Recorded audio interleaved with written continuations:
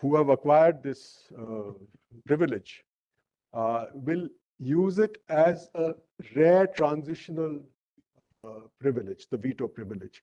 And that in 10 years' time, when we convene to review the charter, the big countries will agree that there is no more need for this veto privilege. So those are words of Ramaswamy Mudalia recorded in the UN archives. I mean, I'm not concocting them today.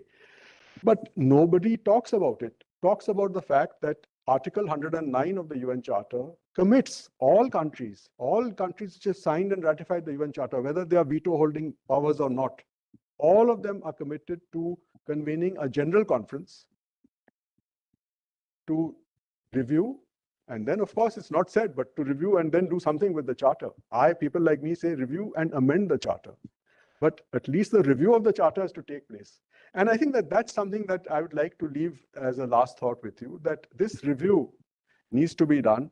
I was glad to read the high-level advisory board report. The UN Secretary General had appointed a high-level advisory board when preparing for this great summit of the future, which turned out to be a damp squib. That pact for the future, which was adopted, refused to even acknowledge the recommendation in the high-level advisory board report for convening a charter review conference. It's there in black and white. Those of us who can read have read it. But there is no reference to a charter review conference in the pact for the future. Now, if there's no interest or no willingness to implement the charter. If all of us are called upon to implement the charter and abide by the charter when the war breaks out in Ukraine and this happens and that happens. But what about Article 109? It's also part of the charter. Why do we not want to convene a review conference to set right some of the things we now know 80 years later are wrong with the charter? Some of the things in the charter are obsolete. There is a whole chapter that can go called the Trusteeship Council. There is no more Trusteeship Council. There has not been since 1994. That hall is used for yoga day celebrations and so on. But I mean, that's a flippant kind of illustration. But the point is that the world has changed. And that change can only be reflected by convening this review conference of the UN Charter.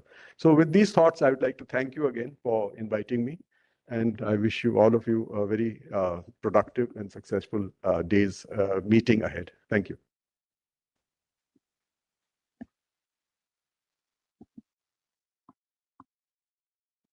Thank you, Ambassador, for sharing your experience and your views on the United Nations actions and the issues related to the UN peacekeeping, and also contribution of Indian women in the peacekeeping mission. I'd like to inform the audience that today in the next session on the Women, Peace and Security, Major Radhika Sen, the winner of the Military Gender Advocate Award for 2023, she'll be virtually participating in that event. Now I'll be requesting Mr. Shambhi Shah, the UN Resident Coordinator, for the special address. A short introduction before I invite him. He has devoted more than 25 years in promoting inclusive and sustainable development internationally. Previously, he had served several leadership positions at the UNDP and was UN Resident Coordinator in Armenia prior to the present appointment. These days, we find him very active in the UN-related activities in India, particularly focusing toward the SDGs. May I now request Mr. Shambhi Shah to deliver the special address. Over to you.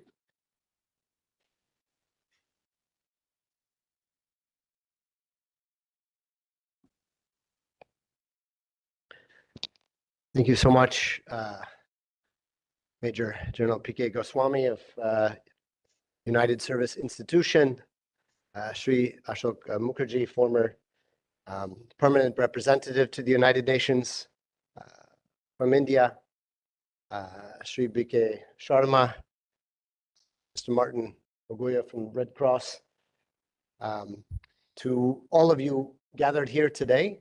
It's a great honor and pleasure to the colleagues, persons in uniform serving with different militaries and peacekeeping functions, the United Nations colleagues who are here, the international community as well, the young people in the audience. It's a great honor to join you on behalf of the United Nations in India as representative of the UN Secretary General here in India, I offer a warm namaste.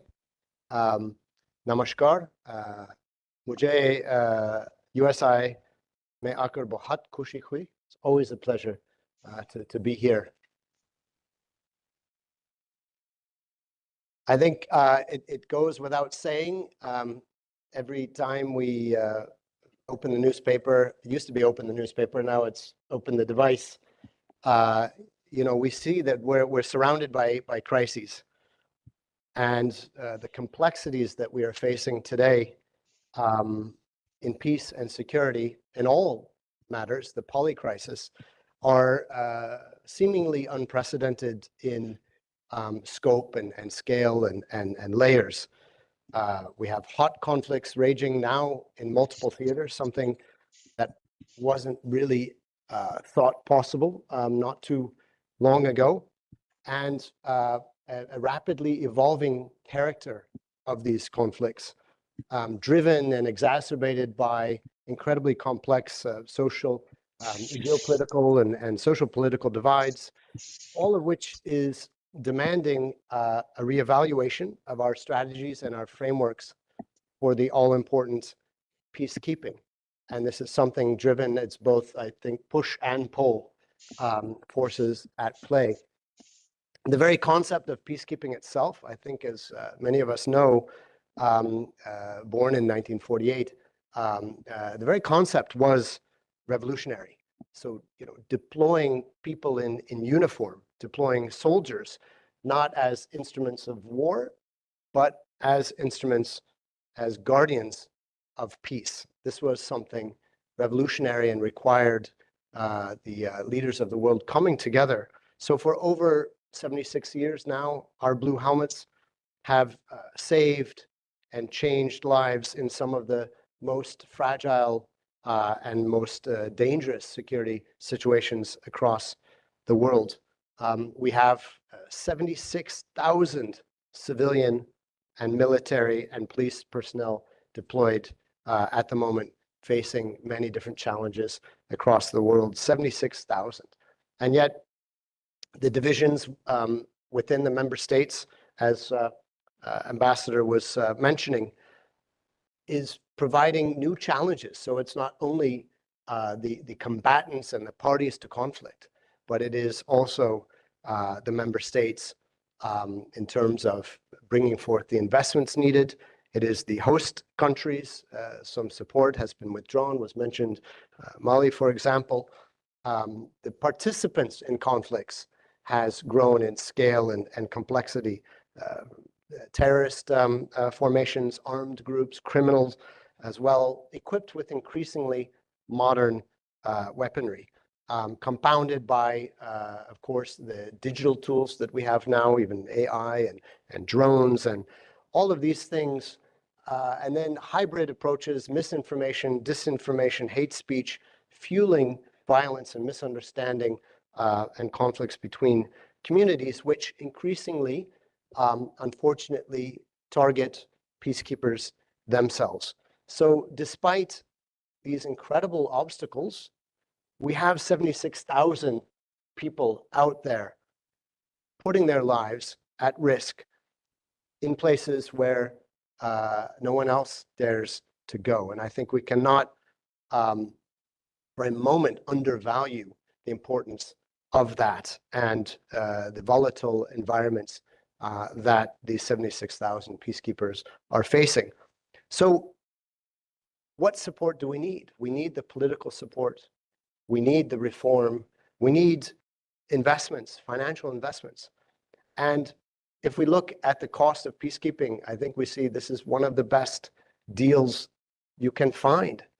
For a budget of $5.5 billion, that is just 0.3% of military spending globally. That is less, for comparison, than the budget of the New York City Police Department. We're running all of these operations across the world. And yet, because of declining resources, our peacekeepers are forced to do more with less, and this thin line between chaos and stability.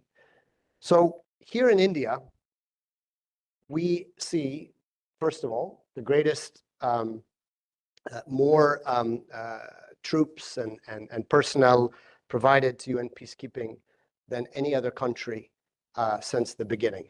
So I think that's something to really, really be applauded and appreciated. And India's commitment to peacekeeping has been multifaceted. So, of course, providing the most troops since the beginning, but also at the moment providing over 6,000 peacekeepers, including 142 women serving in some of the most challenging circumstances. My first experience engaging with UN peacekeeping actually was in UNIFIL in Lebanon, as Ambassador has mentioned, and I'll never forget. This was 2010. My first trip flying in the helicopter up to a high point overlooking Sheba Farms to Ind Bat, and at that time I didn't know anything about UN peacekeeping. So for me, the visuals of landing and being greeted by an entire group of Indian peacekeepers, blue helmets and blue turbans as well, we should add that, was something indelible in my memory, very, very warm, welcoming. So I think, India's role here has been so vitally important. As the ambassador has mentioned, the first ever all-women police unit in Liberia. I mean, this bringing the UN Security Council 1325 to life, bringing energy to women in peace and security, and resulting, as President Johnson had said, in so many knock-on impacts, important impacts in that particular situation. We've seen as well the all-women platoon specializing in community outreach in Abia, and many other elements, aspects where India is leading on women in peace and security through peacekeeping. I think Ambassador actually General Goswami mentioned that Major Radhika Sen will be joining online. I'm very pleased to hear that. Of course, she received from the UN Secretary General the Military Gender Advocate of the Year award this year at the General Assembly, and I had the great privilege to sit down with her a few months back and sort of have an interview conversation and really hear in depth about her story, which I suppose you will hear more about, but really to hear the power of women engaged in equal decision-making and outreach, and how that absolutely changes the fit for purpose of peacekeeping units and being able to engage with communities, to being more nimble and being more effective in achieving longer lasting peace. And I know my colleague Susan will be speaking more on this issue very shortly. So colleagues, unfortunately, tragically, as has been mentioned, it is a very dangerous job. Peacekeeping comes with great personal risk. And over 4,300 peacekeepers have lost their lives in the pursuit of peace, in that most honorable pursuit. And India, in line with its greatest contribution since the beginning to personnel, also has faced the highest price in terms of lives lost, 179.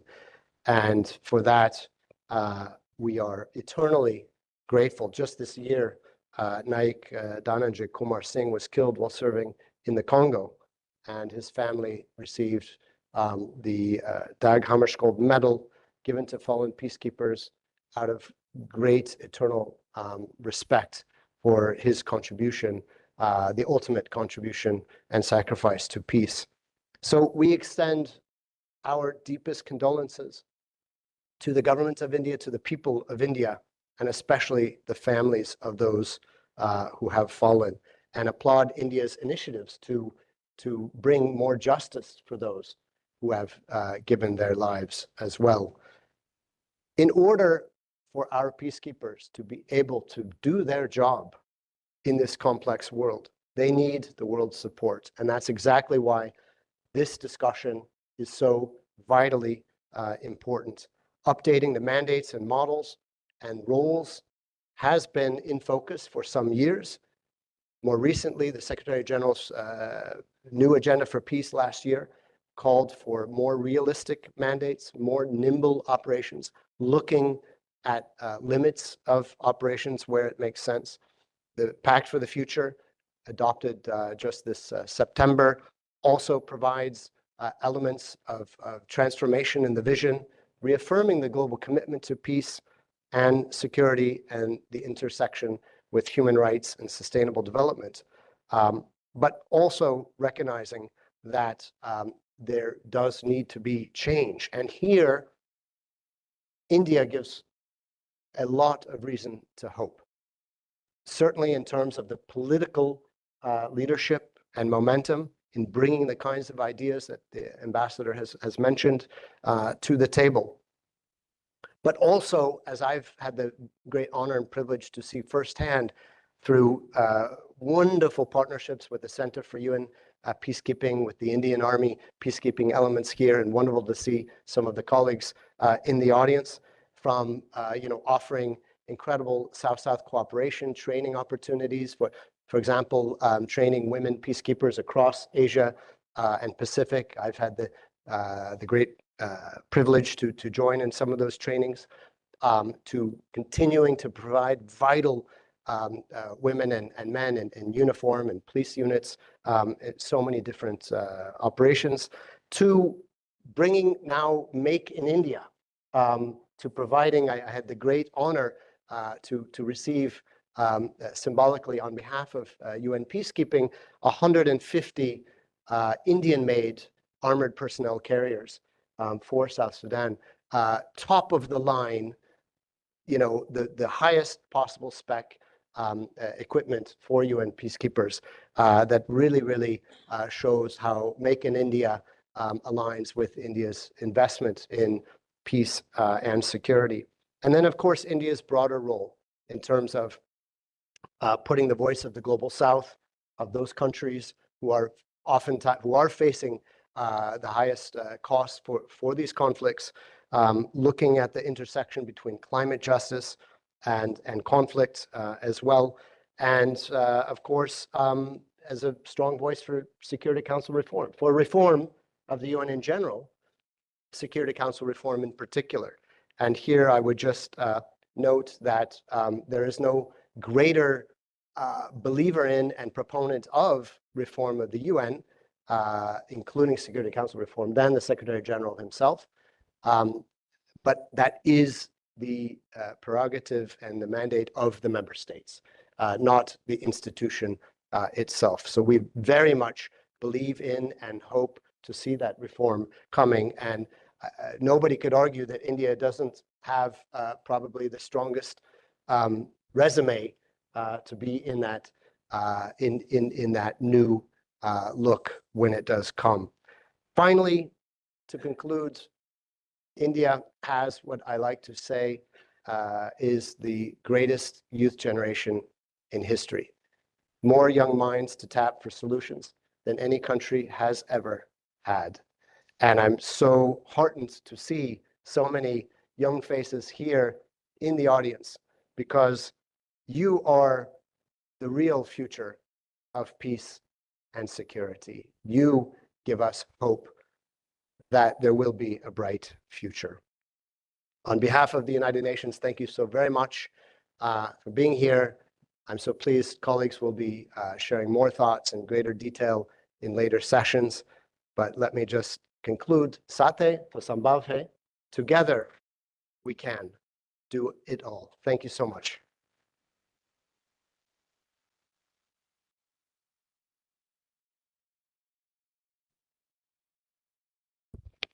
Thank you, Mr. Shah, for highlighting the issues related to the UN peacekeeping and India's contribution to UN per se, and as well as the peacekeeping operations. With this, we come to the end of the opening session today, and may I now request General B.K. Sharma, DG USI, to present the mementos to the our two guests.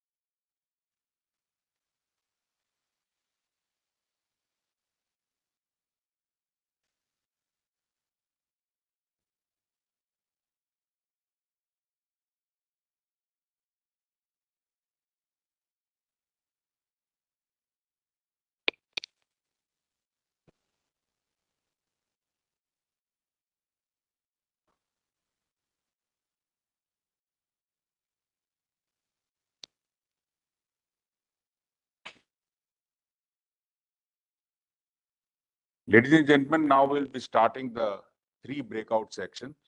3 sessions simultaneously will be run in 3 places. One here on the protection of civilians and the peacekeepers. And second is the climate change and the UN peace operation in the seminar room number 2, just outside.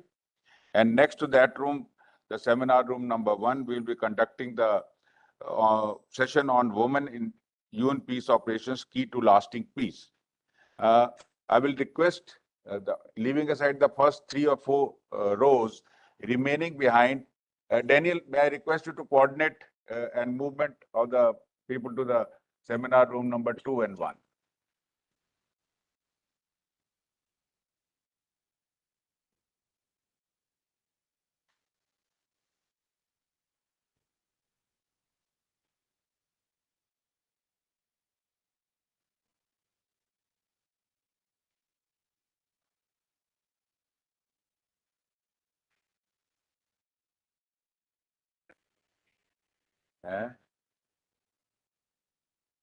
ठीक है लो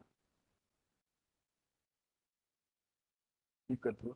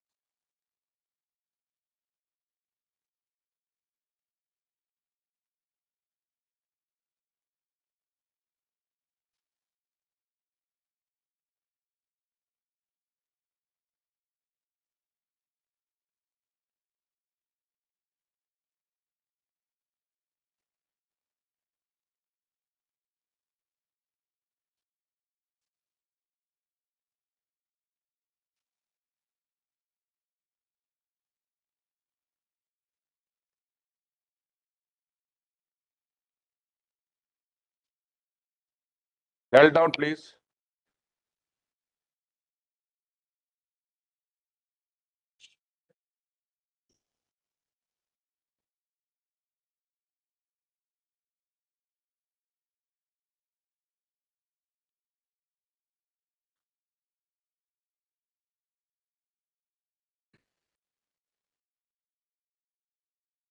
After going through the deliberation of modern conflict and challenges to the peace operations and the IHL, now we begin with another important session, that is protection of civilian and the peacekeeper. Protection of civilian in the conflict is a fundamental aspect of humanitarian law, international human rights principles, and the core objective of United Nations. Several mechanisms and strategies are enforced to safeguard civilians during time of conflict, but results don't come straight on the ground. And 2023-24 has been characterized by the continued erosion of the compliance and the international law. As per the UN record, as stated in the special address, at least 33,443 civilians died in the armed conflict in 2023 itself. A 72% increase in comparison to the 2022. When the charter for the UN was established after the World War in 1945, at that time, the Swedish diplomat, who subsequently became the second Secretary General of the United Nations, Mr. Dang Hammarskjöld, stated that the goal of establishment of the UN was not to take the mankind to the heaven, but to save humanity from the hell.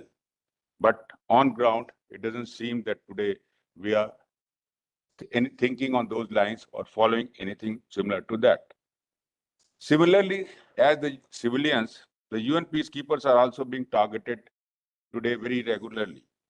Since 1948, as a result of Malicious Act, more than 1,130 persons in uniform, and in total 4,319 UN persons serving in the UN have lost their life. And India again tops in this thing because we are the biggest contributor and we have lost till date 180. To stem the risk and the threat of deliberate act of violence against the peacekeeper, UN has taken a number of steps, including UN Security Resolution 2518 of 2020. To further to that, on 18th August 2021, under the presidency of India and co-sponsored by 84 countries, the United Security Council universally adopted Resolution 2589. And resolution calls for a renewed focus on the measures to bring to justice the perpetrators of the act of violence against the UN peacekeepers in the peacekeeping mission. How civilians and the peacekeepers are protected and safeguarded in these modern conflict. These are the issues which will be focus of discussion during this session. To steer the discussion on protection of civilian and peacekeeper, we have someone who has a vast experience in the mission area as well as at the UN headquarters. Major MP Bhagat, an Indian Army veteran, former commander of India's UN contingent in Somalia, subsequently deputy military advisor in the UN headquarters, and after retirement, continued his service as an international civil servant, retiring from the UN in 2008. And distinguished panelists are Major General Dr. A.K. Badlai, distinguished fellow USI and former deputy head of the mission and deputy force commander UNPIL. He will be focusing on the threat to civilians and the peacekeeper in intra-state conflict. Brigadier Narendra, a serving Indian Army officer, former sector commander, South Sudan. He'll be speaking on the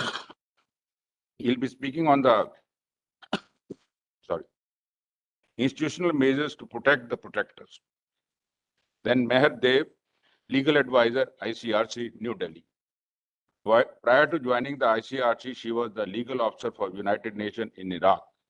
She'll be exchanging her views on the IHL and protection of civilians. So over to the chair, Major MP Bhagat. Over to you, sir. Since all the introductions have been done by General Goswami, I won't waste my time on it. And we'll come straight to the topic of protection of civilians. And rightly, we've been given the biggest hall with the biggest space to protect people, but how few protectors. They've all vanished after tea. So this is the reality of protection even in peacekeeping. Very few to protect too many. And the biggest question, how to protect, with what to protect, how much, what force. Chapter 6.57, God knows what all multiplications and divisions and subtractions they do. And in the world of diplomacy, which the UN is overloaded with, you can't argue with them.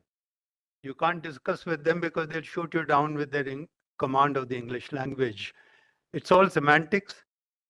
It's all rhetoric. It's dictionary explanation of words that you need for amplification in a real world, where it is pragmatic and practical doing. I am grateful to Ambassador Mukherjee, for he is the first man in my career post-retirement, the first diplomat, I would say, and that to an Indian who are very shy and timid in their behavior, who made a true explanation of what the UN is. The UN is not a world body that can find solutions or be a success story. It is you and I, the people who make it. It's your character, your personality, your thinking, your interpretation, your needs, your agendas. There's no world agenda. They're all national interests at play. And that's what I get surprised. What national interest are you talking of in the world of conflict? Particularly when you've gone to protect nations that have failed or collapsed. For they have nothing to offer you but for the minerals below the earth. As a nation, they can't even support your interest. And that is why when people asked me, sir, how long will the Congo mission last? I said, till there are diamonds below the earth. The French and the Americans are vying with each other to keep a hold of that mission, to extract all those minerals for their richness and their people, which is their national interest, at the cost of the poor Congolese, who are the poorest in the world above the earth. So you see the difference. Well, I blame the Africans themselves for what's happening to them. If you can't guard your own assets, who else will? The other will only rob you. That's the law of life. Okay. Now, where to begin and where to end when it comes to the word of protection? Is that much debate needed? The whole world is full of information overload on protection of civilians, on protection of women, gender parity, etc., etc. I'm not against all these things. It's been 70 years and we're still behaving like infants who have to learn. So when is the learning going to come? When have we learned what to do and what not to do? And do we agree with each other? Or would we ever agree? Other things to keep in mind. I'm very blunt when I speak, so please don't take it that I'm being critical or being hostile to the system or the establishment. No. I call a spade, because if we have to be in the academic world that we are sitting here and learn lessons or correct things, then we have to speak of facts as they are, as the ambassador had spoken this morning. Every ambassador of India that I've seen go to, when I was in the UN or even before that, went to make gains for himself. And he got a lovely posting after his permanent mission tenure in New York. No names. A few came back. A few from the military like me also came back. The rest stayed behind. Because if you're going looking for goodies, you'll never do your job. Then you will be manipulating. But if you've gone to do your job in earnest, you come back with self-satisfaction, which gives you greatest pleasure. And that's exactly what we did in Somalia when we went. There was no training on peacekeeping. It was new to the world in 1993, 92. We went there totally as raw people. We went there as Indians. Mark the word Indians when I say. It's not because I'm Indian I say that, but that's the real truth. With no offense to anyone, the only people who can do meaningful peacekeeping and deliver are the Indians. We are a very professional people. We've seen a hard life after partition of this country. We know how to overcome problems. You see in a third-class compartment of a railway train on one seat, which can take only 6 people, you find 14 sitting, joyfully with each other, hugging, happy, no problems between them. That's what Indians are. They know how to adapt to circumstances. And that is the quality that you need when you go to help people, even in global peace matters. Now, where do I begin? Where do I end? Because I have been hearing, and very rightly, conflict has been part of human existence ever since man came on the planet Earth. So will it ever end? Rather increasing. Conflicts are increasing. You have today 68 conflicts in the world. 180 million women and children are in the conflict zone to be protected. 120 women and million people are displaced, either as IDPs, internally displaced persons, or as refugees. Who's going to get them back? It's been 70 years UNRWA has been in Gaza, and those people have not been able to go back to or get a home because they're living under the tents for whatever reasons, which I won't amplify, but if you ask me personally outside, I'll tell you. Although don't mince my word, but there's certain things I can't tell you public, what I have observed. But there is a solution, that I can say. It can happen if you want it to happen. What the UN is short on is not the ability to work, is not shortage on funds, is not shortage on brains, the shortage of will. The ability to interpret things in a manner that you can do. And that is the harsh reality. So without wasting time, I just wanted to give this introduction, and I leave it to the eminent panelists who have a lot of experience and will share their thoughts with you, starting with General Bardalai, who's seen it all in Lebanon. He's seen Lebanon then, and he would have known, or he'll share with you what Lebanon is today with the conflict there. Thank you. Thank you, Chair. Good morning to every one of you. You know, threat to civilians can come from not only from physical harm, either in intrastate conflict or as a part of the collateral damage in interstate conflict, or it can come from environmental disaster also. But I will today restrict my experience only the threat which comes to the civilians in the interstate conflict, with a passing reference of interstate conflict, since a chair has brought out about Lebanon. Now, local population considers the peacekeepers as the angels of peace. So expectation rise very high, and they want the peacekeepers to do everything. Therefore, the local perception is the barometer of success. And when the peacekeepers fail to protect them, as far as local population is concerned, the peacekeepers have outlived their utility. Now, there can be many challenges when it comes to operationalize the protection strategy. Some of the challenges are genuine, but some of the challenges are make-believe. So first, what I will put across to you, the challenges in protecting the civilians. These are not my challenges. This is what I observe the people give as excuses. And second part, I would like to argue that all these challenges are not genuine. Most of the challenges can be faced squarely if we have the will to do that. The protection strategy or protection mandate first time invoked in Rwanda, of course, when the Rwanda mission about to close down. But actually, the UNAMSIL, Sierra Leone was the first mission. It was explicitly authorized to use force. But this is not only the military peacekeepers' responsibility to protect civilians. Even the civilian police and civilian can also contribute to protection strategy. But when it comes to talking about the military peacekeepers is now generally associated with using force or protecting them. Although there are indirect methods of protecting civilians also. For instance, in South Sudan, the POC site was created. But some of the challenges, what I'd like to talk is, the first is the three principles of peacekeeping. The three principles of peacekeeping are ambiguous.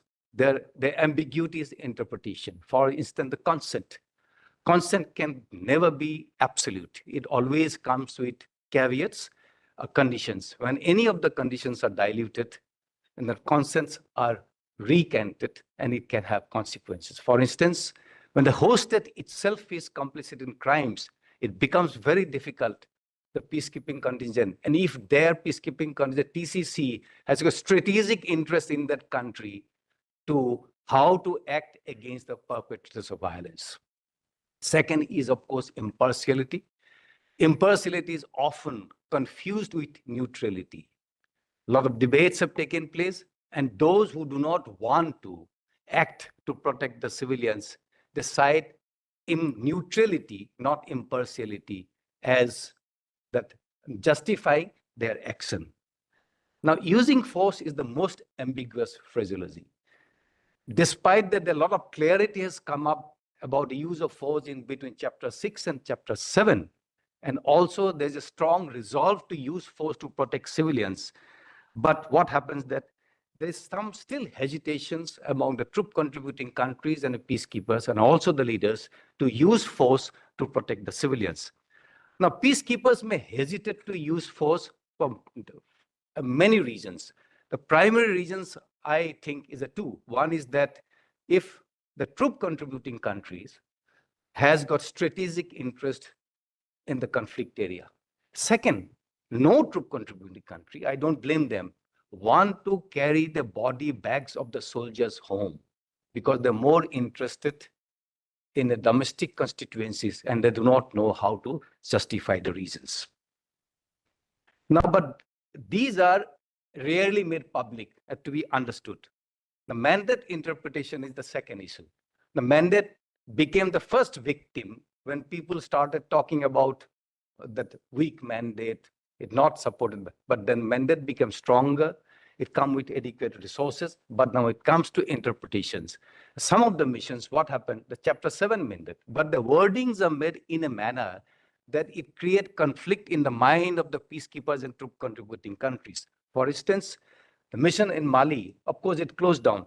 The mandate is tasked the peacekeeping mission to protect the civilians, but it also uses words like that while implementing the mandate, it must reaffirm the three principles of peacekeeping: consent, impartiality, and adhere to minimum use of force.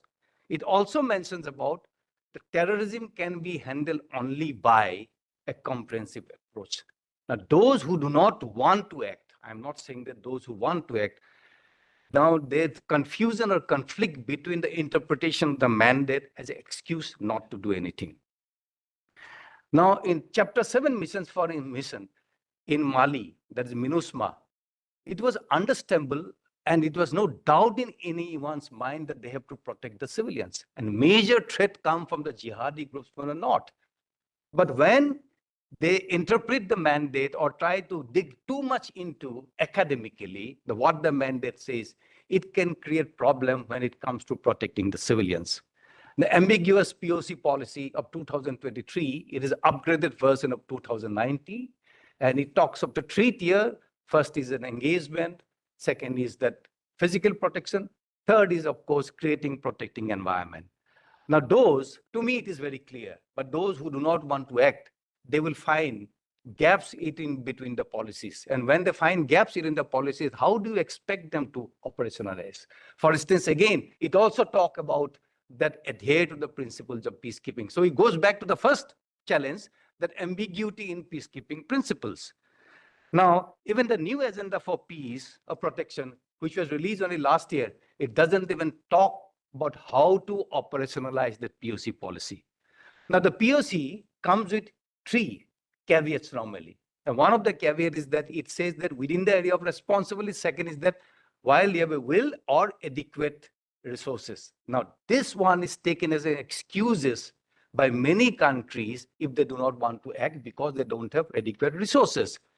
To some extent, these are excuses. To some extent, these are actually genuine. For example, many people, academicians, criticize Indian contingents in Congo, DRC, when the Kiwanja massacre took place in, I think, 2008. They said they could not react. In reality, what had happened at that point of time, that Indian contingent was in rotations. They had only 4 APCs, and 4 APCs had gone somewhere else. But academicians who did not know anything, they want to write against Indian contingents. They wrote that Indian contingents did not respond well when the civilians' lives are in danger. Now, it is our fault, we don't document this. Now, second content issue is that the link between POC and R2P. The both actually stem from the same agenda to protect civilians. Both are related, there are differences, and there are similarities. That's a relationship is complex. To some of the TCCs, they have a different positions about R2P. So people make use of these complex relationship not to use it. But another challenge, I must say, that what happens to the peacekeeping missions where the POC mandate is there, R2P may or may not be mentioned indirectly in the mandate. Suppose one of the incidents that related to R2P, it comes up, for example, genocide. How do the peacekeepers react? The similar incident had taken place in Rwanda before the POC had become a formal part of the mandate. National caveats is second. Like I mentioned earlier, that there are national caveats, mostly undeclared. They have a parallel chain of command because they do not want the peacekeepers' body to come back home. They issue instruction to the extent of even they restrain the movement. They do not even allow the operational deployment and redeployment. I have personally faced, once we wanted to move a contingent, senior general came, he came to know that I was the architect of the movement. Later he told me, I believe you are trying to move our contingent. I said, yes, General, please don't do that. Otherwise we'll pull out. Thereafter, I walked up to force commander. Here is your operational instructions. You do what you feel like. Now, it has become not only by the TCC's interferences so much, it was felt in Rwanda because General Dallaire felt it that way. And even headquarters also given explicit instructions not to anything when there were informations that Hutu militias has collected arms to commit genocide. On the other hand, it is a story, the first an account of one officer who has served in South Sudan. He said that he talked about accounts of the 3 peacekeeping contingents. There's a Ghanaian, Mongolian, and contingent from Rwanda. Laudable. Either they did not have any instruction from the countries, or they decided to disregard any caveats from the country. And first time when I stood up to the challenges, they were never a problem in their area of responsibility that from the armed group sides. Mission leaders, weak mission leaders is the next challenge. Again, David Schreier, I don't mind mentioning his name, it is documented that once he was confronted by one of the staff officer that people expect us to do much more. And his comment was that, look, people keep dying. And all those people who died, they died because of intercommunal violence, and we are not responsible. What do you do about it? When I heard about that, I searched his name. I could trace back his name to one of the articles. They believed more in protecting the civilians by hiring private military contractors. So he had less of faith on peacekeepers and more faith on PMC. So what do you do about it? What about Bosnia? Yasusi Akasi, he was so obsessed with the principle of neutrality that when peacekeepers taken hostage, he refused to call the NATO airstrike. If the NATO airstrike had come on time, I believe that history of Bosnia would have been different. In Rwanda again, Bubu, he never come out of the room. So when you have national caveats and weak leaders who are looked for, like Chair had said, think of it post-retirement plan, I think obviously it will be a big challenge to operationalize the protection strategy, and civilians will continue to die. Now, I must say about use of force by, I will tell you my experience, what I feel about that. There other side, that there have been instances, then even before the POC has become the formal mandate, peacekeepers have used force. Like, for example, in Congo, it had happened. It had given in many missions.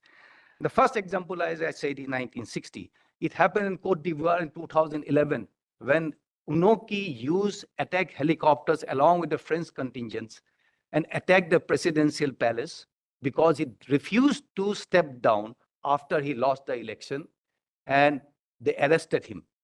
Of course, a lot of criticism had come up, but point is that robust use of force has been able to restore democracy. It happened in DRC again, the use of FIB.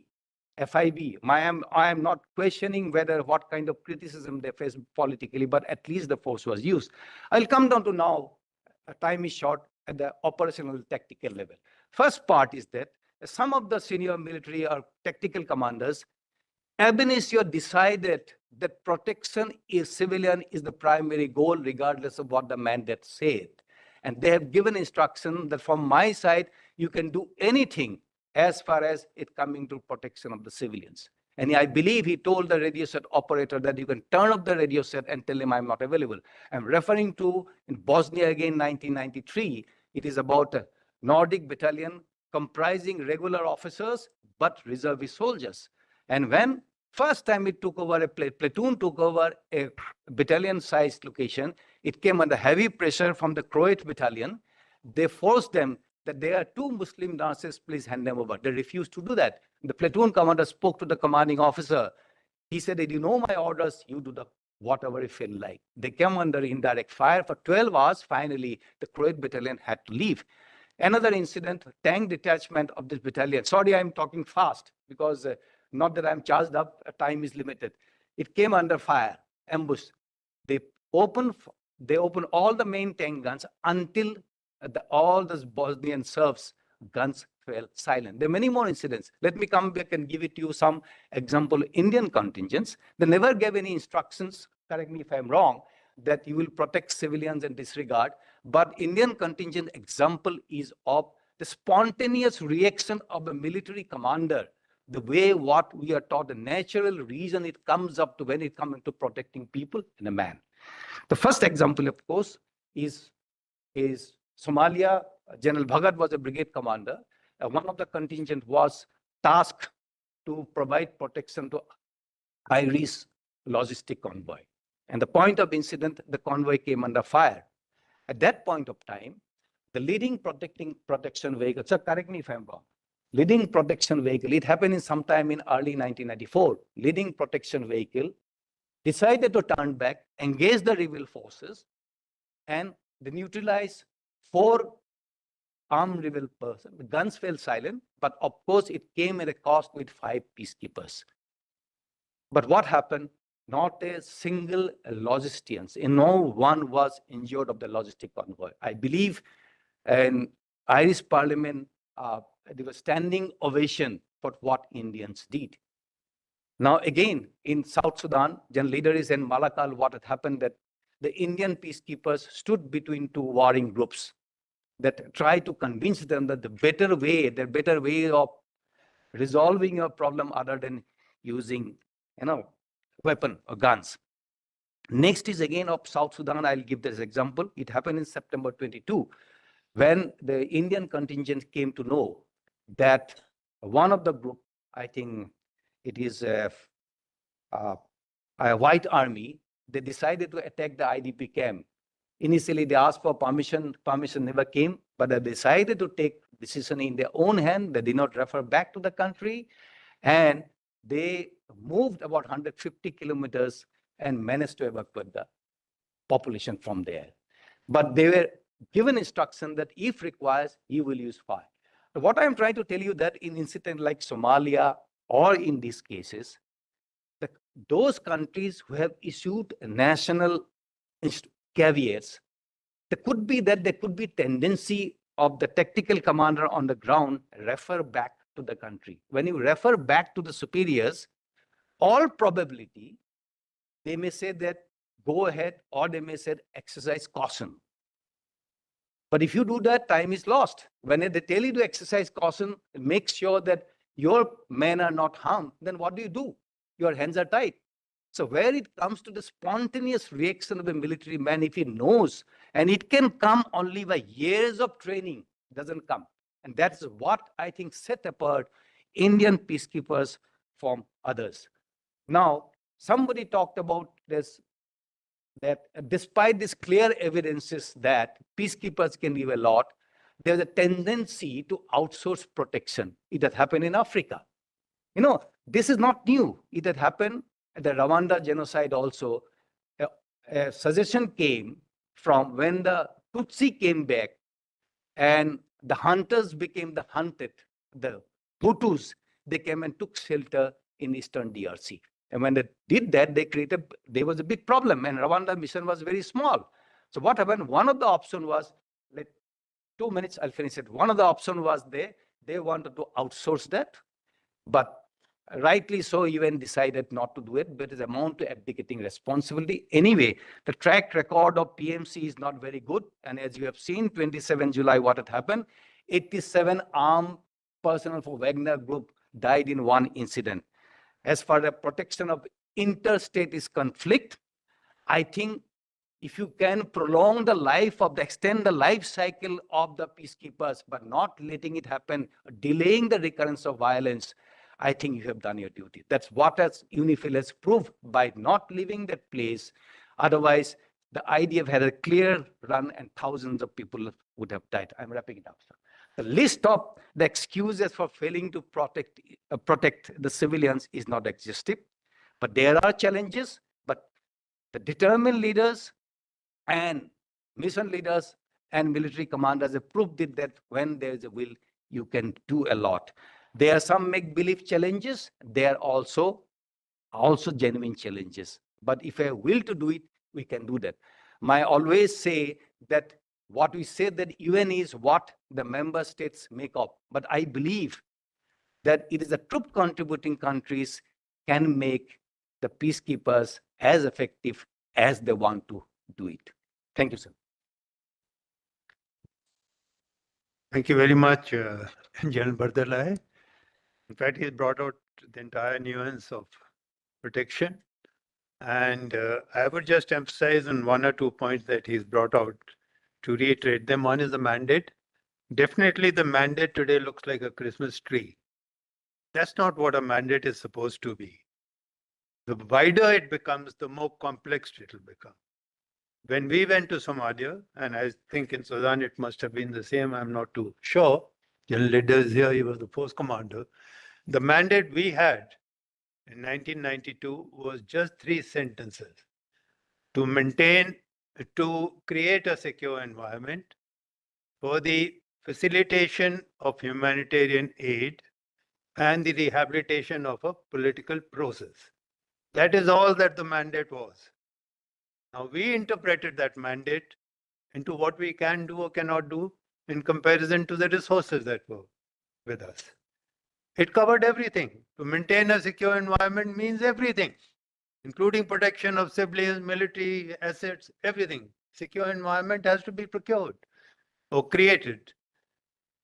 For the delivery of humanitarian aid, which means we have to ensure that it reaches where it should. So it's how you interpret it. And for rehabilitation of a political process is to get the political game back onto its feet. So everything was there. Don't restrict the mandate that it binds your hands behind your back, which is happening today. Mandates have now become task tables. These mandates which are existing today should be in the operational orders of the mission by force commanders and the head of the mission to be given to the actors there, with both military and civil. Humanitarian people also need some tasking, some operational orders, not just go and provide aid. That's not how it's done. It's a mixed game of all these players, military and civil, working in partnership, hands in the same glove, one helping the other what to do. For example, the civilians have all the goodies, the military has all the reach. We have no goodies to give to people. There's nothing we have, no money, no food, no medicines, no water. But we have helicopters, we can take them where we want. Today's aid by the humanitarian agencies goes only up to a roadhead, not to the far off areas where it's needed. But the military can take them there. And thereafter you give them, tell the humanitarian people, you distribute your aid here, but do it our way. What they will do, they'll go and give it to the village head who sends it to Nairobi, it's sold there, money comes, he becomes a rich man. Poor people don't get it. But your way will be, we will ensure that you give it to every home and you provide the protection.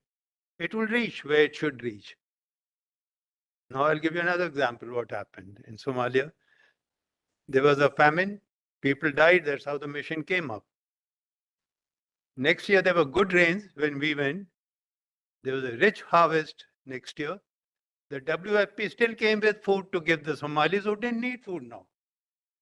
Now they wanted their harvest to be taken somewhere, a market for that, to be sold there and they be given money. Who wants food when you have enough food? But these people were blindly giving them just food because they had to tick the boxes, as the ambassador had said this morning. So you got to be realistic. Peacekeeping is all about common sense. The other is when this crop was standing, I found there was a locust invasion. What do we do? How do we resolve it? I have nothing. Even the humanitarian folk had nothing there. So I spoke to them. I asked them, can we organize some pesticide spraying? You have the money, you can get the planes and the chemicals. We'll organize it for you. They agreed. But they had no thinking of their own. And it was done, that's how they got the rich harvest. So that's what the mandate is and what real humanitarian aid is. Go by the needs of the day. What you've done today is perhaps sufficient. Tomorrow you may have to do something new. And now I'll come on to the next speaker. He was the gentleman in Sudan who interposed between the two warring sections, and he did a good job.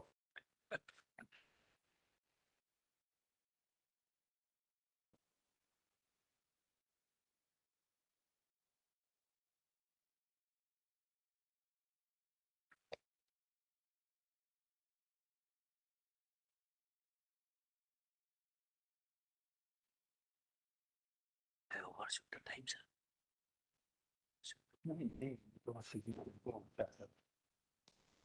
Respected Chair, officers, ladies and gentlemen. Speaker. So, am I audible now? So, under the protection of civilians and peacekeepers, I am going to be covering the aspect of protection of protectors. When we say protection of protectors, the first thing comes to mind, are we protecting the civilian component? Are we protecting the protection of civilians that is outside the mission area? Are we protecting the protectors that is the military component itself? What I am going to be restricting myself is protecting the UN peacekeeping personnel as such. And I shall also be restricting myself to physical harm. I shall not be looking at health hazards, hazards because of climate change and all those aspects. If you look at some of the data, we have talked of MINUSMA mission, that is the mission which has closed down. It was there in Mani, it was closed down in December 23. We know about the mission in Congo. All these missions of late have seen number of crimes against the peacekeepers. So much so that in the last 5 years, 74 peacekeepers have lost their lives, and all those 74 peacekeepers were from 20 different countries. When it comes to India, one of the largest providers of troops for blue helmets, 179 peacekeepers, as Ambassador also brought out, 179 peacekeepers have laid down their lives in line of duty. India, because of all these things, has been at forefront to ensure that Security Council Resolution 2589 is passed. It was passed in August 2021. when India was at helm of affairs, looking after the Security Council resolutions. As per this resolution, accountability for crimes against peacekeepers is to be taken care of. When we are looking at accountability against crimes for peacekeepers, it has to be seen that a number of times host country itself may not be in a position to take care of the accountability aspect because of political reasons. Secondly, host country may not have the wherewithal to ensure accountability is there. Overall, having seen the data, having seen all these aspects, we come to a conclusion that vulnerability to peacekeepers is there. It was there before, it is there now. And why should this vulnerability be there? After all, UN peacekeepers are there in the mission. They are there in the mission with the permission of the host country, and they are there for a noble cause. Then also UN missions are vulnerable. So one of the panelists spoke about the three principles. So I'll just connect the vulnerabilities of UN peacekeepers with the three principles. These principles were also written when we were walking. The first board mentions for the young persons who are sitting here. First board mentions about these three principles. Consent of parties. Without consent of parties, the UN mission cannot be there in a country, host country. When we talk of parties, major party will always be in consensus about UN mission being there. But there will always be some minor parties, there will always be some fringe elements who will not be in consent with the UN mission being there.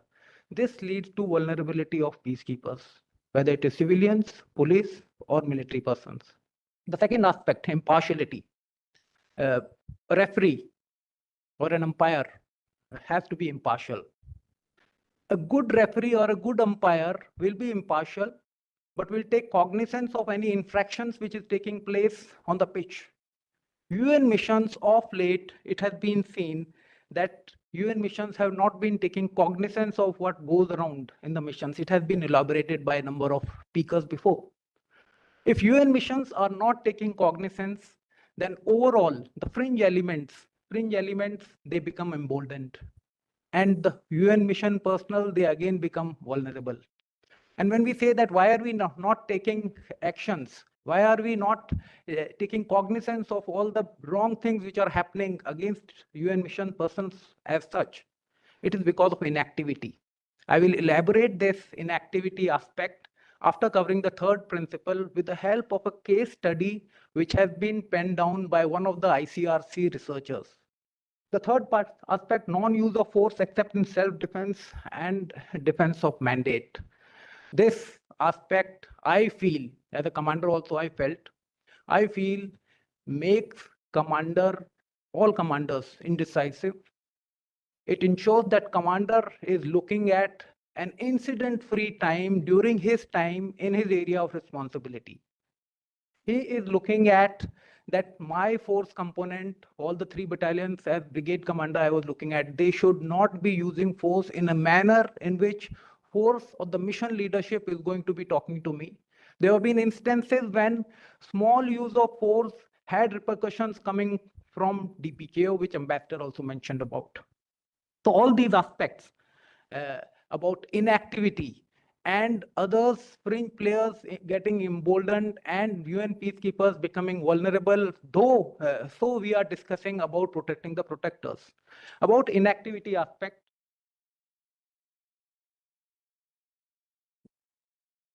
this is the case study I was talking about. This photograph is of United Nations base, a United Nations mission in South Sudan in Malakal. Malakal is an Upper Nile state, the northernmost state of South Sudan. As can be seen in this, north is as shown by the arrow. In the northern side, this complete compound is 4 kilometers by 2 kilometers. Sector A, where it is written, is the portion which was occupied and is now also occupied by UN forces. And to the right side are humanitarians. Humanitarians provide humanitarian effort to Sector B. Sector B has got 47,000 internally displaced persons. The red line delineates the area between UN base, humanitarian base, and the protection of civilian site. The protection of civilian site itself is 2 kilometers by 1.5 kilometers. Within this 2 kilometers by 1.5 kilometers, 17th, 18th February 2016, there were 47,000 persons of 3 tribes. I will not get into the details of those 3 tribes. One of the prominent tribe ensured that armed groups from outside attack this protection of civilian sites. I will again not go into the details of why they should be attacking and what are the dynamics of this. But the point remains that if you see all the yellow lines, these are tracks, and on the border where H, J, and pointer is not working on that. Okay, the border posts are there. These posts are within 15 to 20 meters, 15 to 20 meters of where the tents of the persons staying, internally displaced persons are there. On 17th and 18th February, armed groups attacked this camp. They were there inside the camp of 2 kilometers by 1.5 kilometers for full 30 hours. People were getting killed. Houses were getting burned, tents were burned for full 30 hours with complete impunity. And military posts and UNPOL, United Nations police posts, were there within 15 meters of everything what was happening. First and the foremost, how could they enter?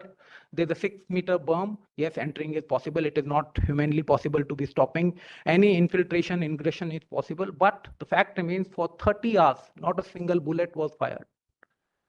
So the case study remains. But I wanted to highlight the inactivity aspect. And why this inactivity? This inactivity aspect itself can be highlighted with Kigali Principles of 2015. 2015, in Rwanda, capital Kigali, all the troop contributing nations congregated and Kigali Principles were initiated. And what were the Kigali Principles? Better training for troops.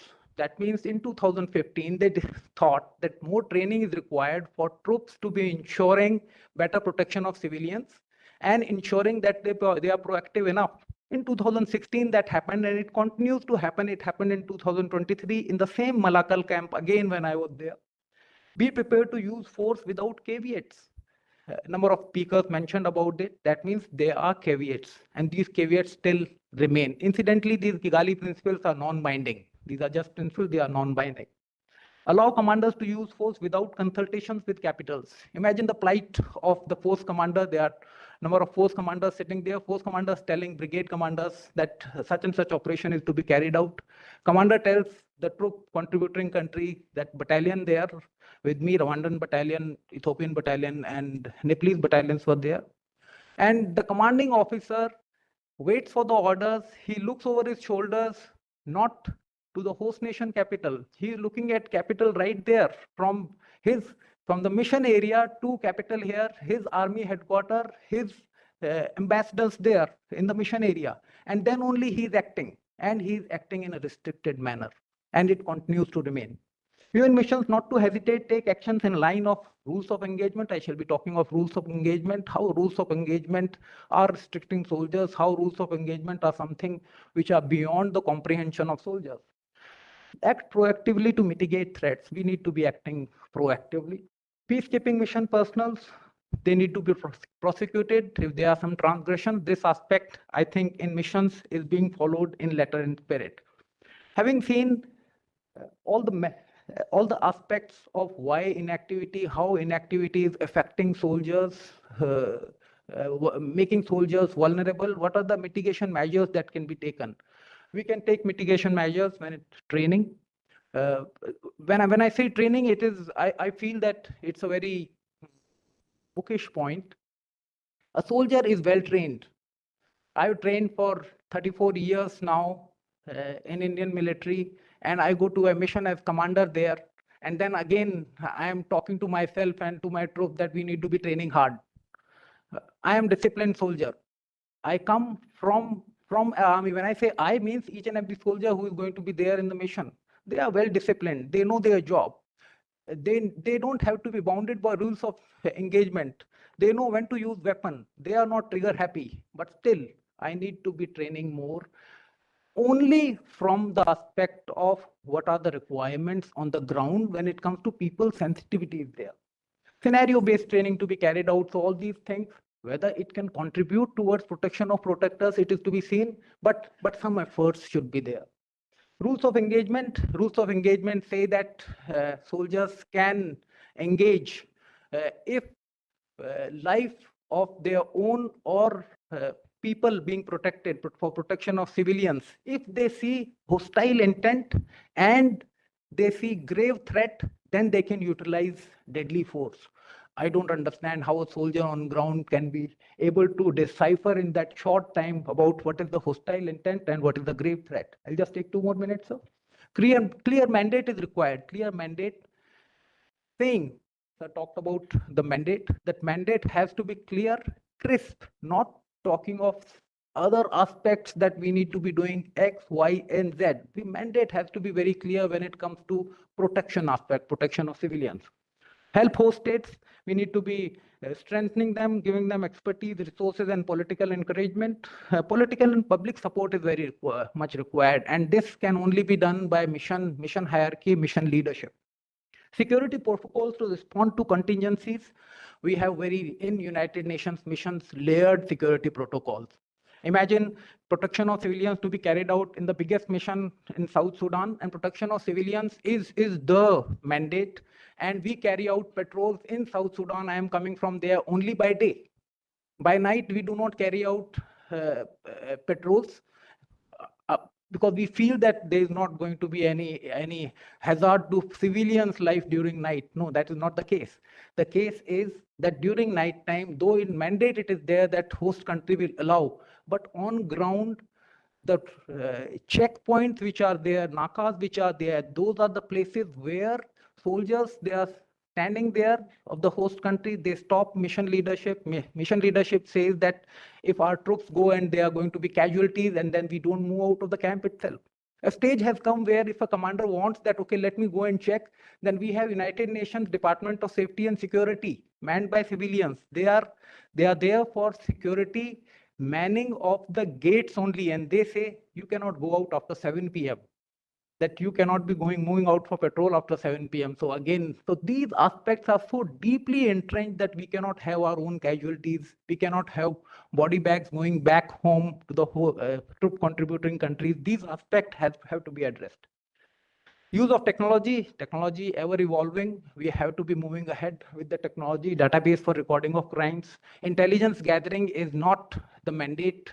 So intelligence has to be there through data gathering. Cultural sensitivity have to be there, and strategic communication. Whatever we are doing, it has to be communicated. Mission leadership has to be communicating down to the last person in the mission, in the host country populace.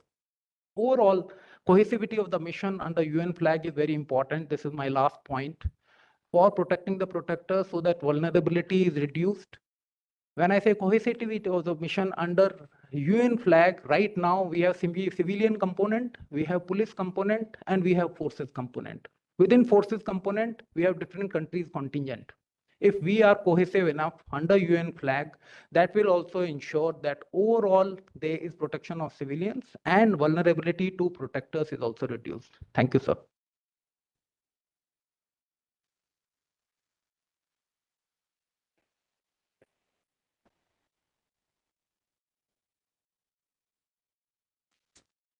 Just 3 points that I'd like to touch upon. One is that when we talk of protection of protectors, if you are meaning protect the military by some other military, forget it. There's no requirement. Militaries can protect themselves. Yeah, if the military is to protect civilians, it's imperative it be done. It's a moral obligation. The other is body bags coming home. If you can't absorb as a democracy, body bags coming back home, then don't go. Don't participate in peacekeeping. Why do you ask for it? You're in the business of military, and wherever there's military, there's bound to be casualties. There'll be use of fire. It'll cause bloodshed. Either you kill or you get killed. One of the two. So choice is there. So you will have casualties. Sometimes you get killed to save others. Sometimes you kill others to save some more. So you can't debate on these things and become the civilian way of looking at the military. The sad part is the military is not known to any civilian what they comprise of, what are they made up of, what kind of fancy creations are these of the world. We have a life of our own, a training of our own, a system of our own. It's a world by itself.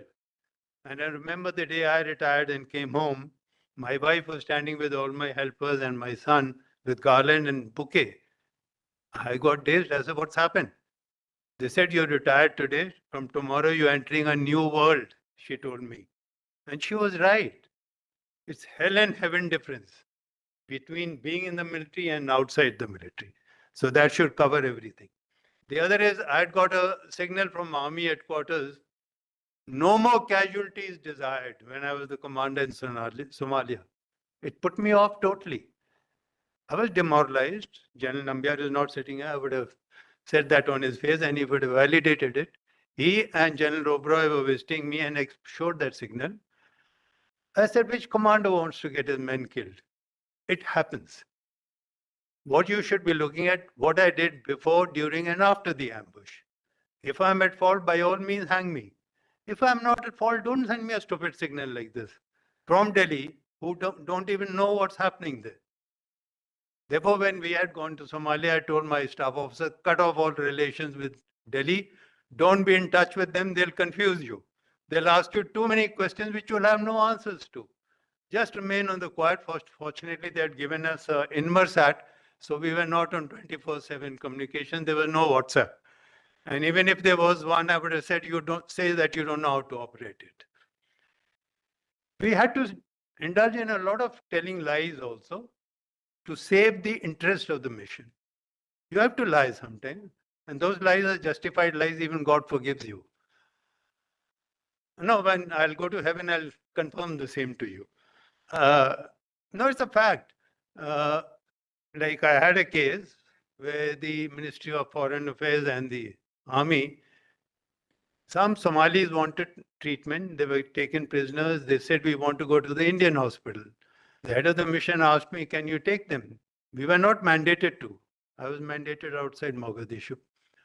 I said, by all means send, because it's a humanitarian need if they need medical treatment. He said, only 2 days. I said, yeah, you send. I told my doctors, have a look. Doctor said, sir, they'll need 4 months of treatment. They're totally traumatized. What do? I was told by India only 2 days. Told by the head of the mission 2 days. It all worked out very well, but on ground it didn't. They needed 4 months. Now, I was in a dilemma. What do I do? Do I send them back? Then I'm respecting my rank to get the next one. If I keep them, then I'm violating the chance of promotion. But I'm doing a humanitarian cause. So what do? I decided to keep them.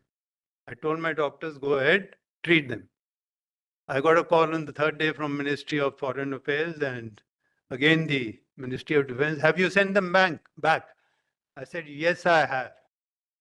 Because I didn't want further calls from them. So I told them a lie. When I came back to India after the mission, I did confess. I told both the Defense Secretary and the Foreign Secretary, I told you a lie that day.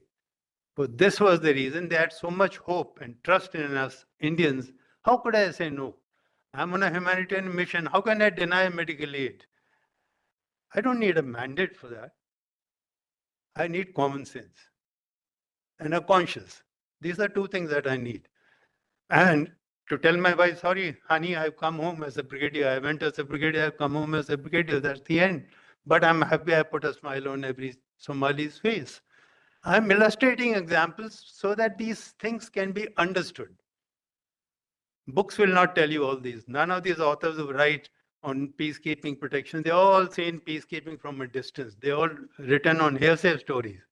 They've never been inside peacekeeping to feel it. Felt as he, and all those in uniform here.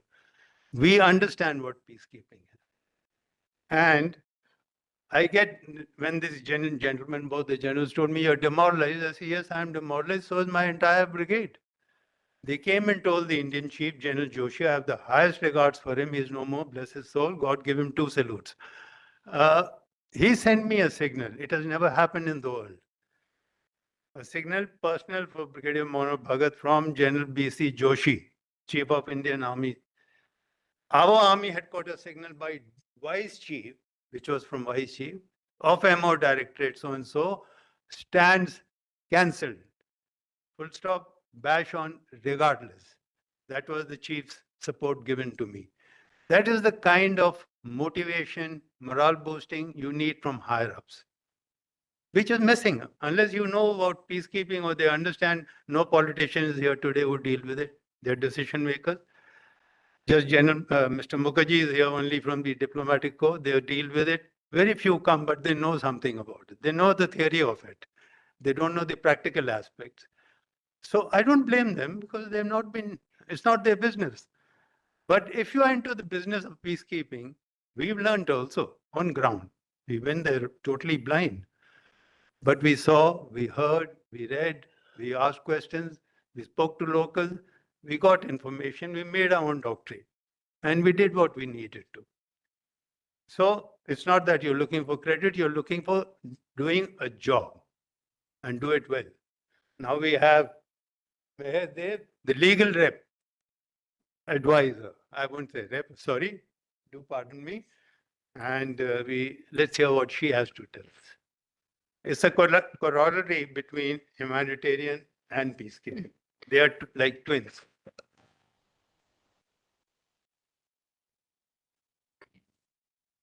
You like to speak from there? This is fine. Thank you, sir.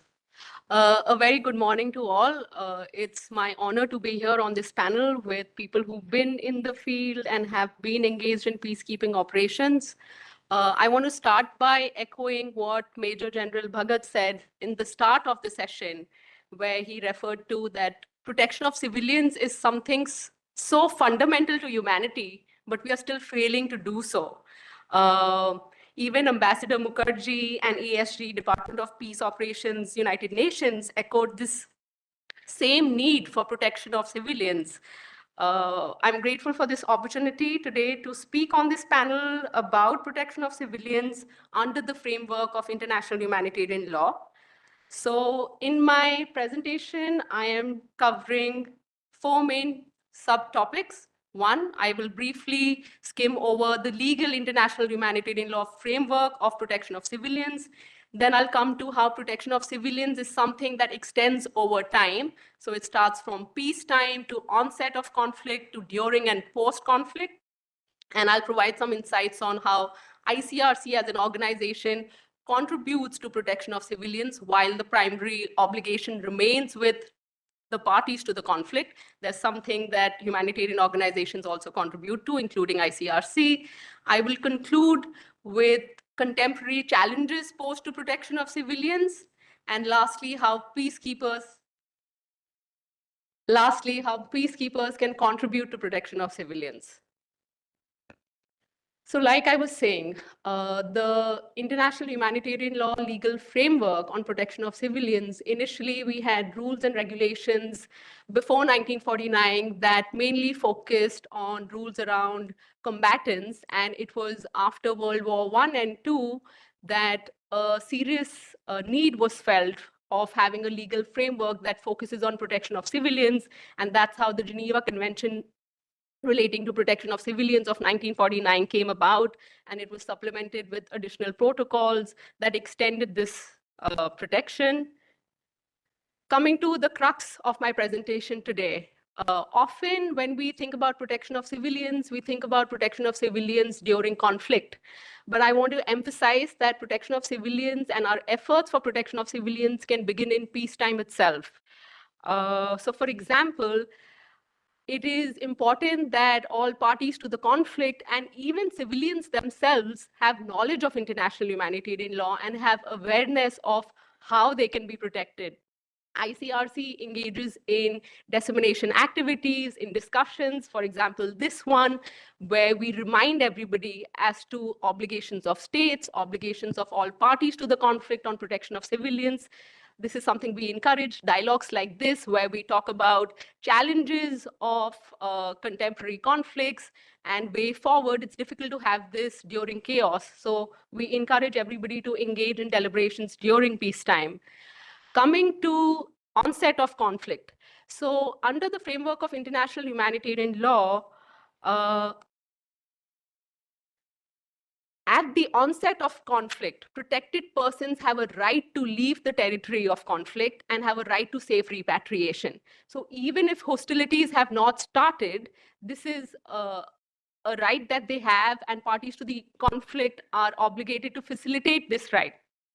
Like I said earlier, while the primary responsibility remains with the parties to conflict to facilitate this right, ICRC and other humanitarian actors sometimes help facilitate transportation of these protected persons, be it by means of issuing an emergency travel document or by communicating with the relevant authorities for issue of new official documents that can help them travel. The Geneva Convention on Protection of Civilians clearly also states that parties to the conflict should endeavor to enter into special agreements to declare hospital zones, safety zones, neutralized zones for civilians. So at the onset of the conflict itself, what can be done is that where these areas where there are civilians, elderly, expectant mothers, children, if they are already declared as safe zones, then parties to the conflict and have recognized these safe zones via agreements, then there is no confusion about it. You know that, okay, this is an area being occupied by civilians or by protected persons, and one cannot touch this area. Under the Geneva Convention on Protection of Civilians, parties to the conflict also have an obligation to establish national information bureaus. These national information bureaus basically act as focal points for data centers as to they record movement of civilians, what is happening, who is dying, who is in need of medical help, what is happening, and here I'm emphasizing that this is again something that the structure at least should be organized in peacetime, because to actually put a mechanism in place like the National Information Bureau during conflict could be very chaotic. So having a structure in place and capacity and resources to do this, if it's already established during peacetime, it's a way of being prepared for conflict that state may face in the future. Here I want to emphasize again that children are a vulnerable category of population, and special attention is needed for the need of children. So within this National Information Bureau, there should be a separate sub-bureau dedicated to the cause of children, which records whether children have been separated from their parents, whether they've been orphaned, what is their age, what is the status of their education, so that later on when these children need to be reintegrated into society, you already know where they left and where they can start again. Again, supplementing here, the ICRC has its central tracing agency based out of Geneva, which does a similar function to the National Information Bureau, where it collects information about civilians through detention visits, by being in touch with the National Information Bureau, by requesting information from the parties to conflict, from states, on what is happening to the civilian population. And we'll see that how this is helpful to have all of this in place, not only during conflict, but also post-conflict in efforts where families are trying to come back together, trying to find out what happened to their relatives in the chaos of war. Okay, during conflict, this is something that is normally the emphasis of presentations on protection of civilians, and rightfully so. Many of us are already aware of this, but I'm going to re-emphasize this. So during conflict is when conduct of hostilities tend to take place and means and methods of warfare are employed. While employing means and methods of warfare, the parties to the conflict are obligated to follow these principles, these three key principles that I call as, or as we know them as, the principle of distinction, proportionality, and precaution. What does principle of distinction mean? As the word says, distinction. parties to the conflict have an obligation to distinguish between civilians and combatants. It is prohibited to directly attack civilians or civilian objects. Coming to the principle of proportionality. So the principle of proportionality requires that the parties to the conflict, while conducting warfare, they in their planning, they try and assess that, okay, this is their military objective that they are seeking to achieve, but can this have any negative impact on a civilian objective or civilians? So to give an example, if a commander in the military operation is deciding as to what weapon to use and knows that an area weapon that's being used has a wide area impact and will not only impact the military objective, but there's a high likelihood that it can impact the civilian population around the military target. In that case, the commanders should use their discretion maybe to use another weapon which has a shorter impact of radius and that avoids any incidental civilian loss. Lastly, coming to the principle of precaution. Again, principle of precaution requires commanders to use their discretion again to minimize civilian loss. So for example, maybe there's a military operation planned in an area going into a military target, and there are civilians around. If possible, the commander should try and give some advance warning to the civilian population around to evacuate. Okay, we covered most of these. I want to emphasize the point of the protection accorded to civilian hospitals. So under IHL, civilian hospitals are protected, and there is this debate about now civilian hospitals being attacked. I want to re-emphasize that while civilian hospitals may be compromised, unfortunately so, even there, parties to the conflict have an obligation to give an advance warning to civilians to leave that place before they attack a civilian hospital that may have been compromised.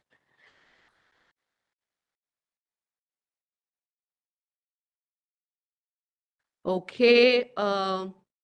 In addition to protections for civilians when hostilities are being conducted, there are protections for civilians when they come under detention or under confinement or in the hands of a party to conflict. There are several fundamental guarantees, the most fundamental being the guarantee against illegal killing, torture, ill treatment. While in detention, civilians have a right to medical treatment if they need so. They have a right against sexual violence. And I know that these are each of these topics. I can speak a lot about each of these topics, but I'm going to leave it now for the sake of time and just highlighting these.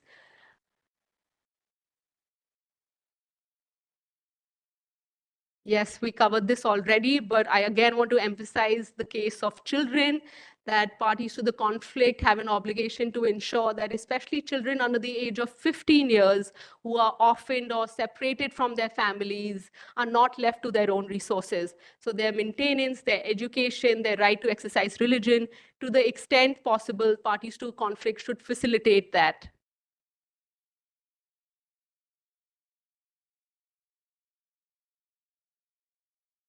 Yes, and then coming to the point of post-conflict. So I want to emphasize that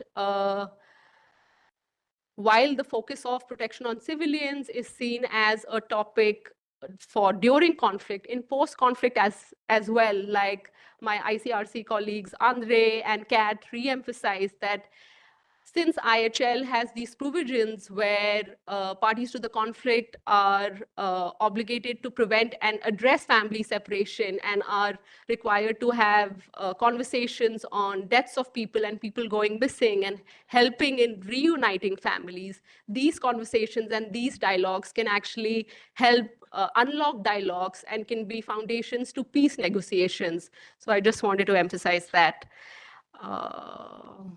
Okay. Yes, I will conclude with just two more topics that I want to briefly touch upon. So challenges or contemporary challenges to protection of civilians. Two that I wanted to highlight, more so we see that wars have moved into cities from the traditional battlefield. And as a result of wars moving into cities, more so it's becoming difficult to apply international humanitarian law principles of distinction, proportionality, because we see that there's an intermingling of civilians and combatants. Civilian objects are often very closely placed to military objectives, forming this complex web of infrastructure, which is making things difficult in implementation of IHL. I also want to raise the challenge of emerging technologies, specifically autonomous weapon systems, whether when parties to the conflict are deciding to use these autonomous weapon systems, it's crucial for them to also assess that whether these weapons can adhere to these principles of distinction, proportionality, or precaution. Like my colleague Andre yesterday spoke about mercy, there was a soldier who had some mercy on the civilian population and helped them escape. But here, an autonomous weapon system, whether they can have that mercy or not, whether that human element being lacking, what consequences that could have. So just wanted to put that there. And Brigadier Narinder Singh had already spoken about protection of peacekeepers. I thought I will not talk about that, but I'll focus on how UN peacekeepers can contribute to protection of civilians. Here, Major General Bhagat has re-emphasized again and again that providing protection to humanitarian aid workers, those providing medical help to civilians, this is one way that peacekeepers can contribute to protection of civilians by providing protection to these humanitarian aid workers or also to healthcare facilities. The other thing, at the end of the day, it's the peacekeepers who are on the ground. They know in these IDP camps how many number of women are there, men, boys, girls, what are their needs. So this information, if documented, can really help states, parties to the conflict, and also humanitarian aid workers in carrying out their humanitarian activities. That's it. I will conclude with this. Thank you very much. Thank you very much. The points she's brought out are very, very relevant, important, and keep you safe. Like he said, protect the protectors. One is the humanitarian law. If you abide by it, nothing will happen to you. Don't fear. Only you have to justify your use of force. And if you can justify it, that it was meant for a good purpose, no, even Jesus Christ can't touch you after that. Okay, I just have 4 more points to tell you before we take on the questions. I had missed out. I would like, I leave it to the USI if they want to correct the chronicles. Liberia is not the first mission that Indians sent women to. The women of India, after independence, the first mission they went to was Somalia, which has never been made a mention of. And rightly so, because there was never any talk of gender parity, and gender and all has come into focus, starting with Sudan, where there were a lot of casualties. And that time, a lot of media has been to these missions. At the time Somalia took place, it was a blank world, blind world, dark world. So nobody knew what happened in Rwanda, what happened in Yugoslavia, what happened in Somalia. In fact, those are the missions from where the real lessons emerge.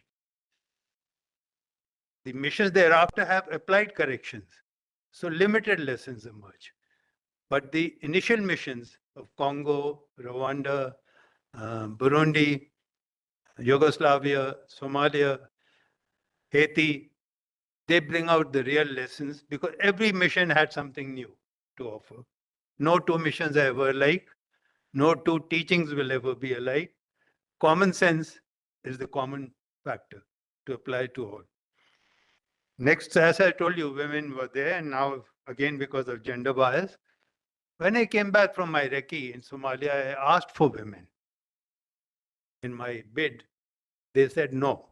The government said no, the military said no, we can't send women to conflict areas.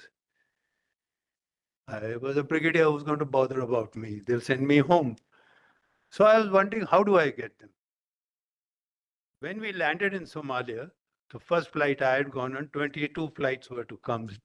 I sent a signal back home, in writing now that is, desperately need women. Those were the 3 wordings.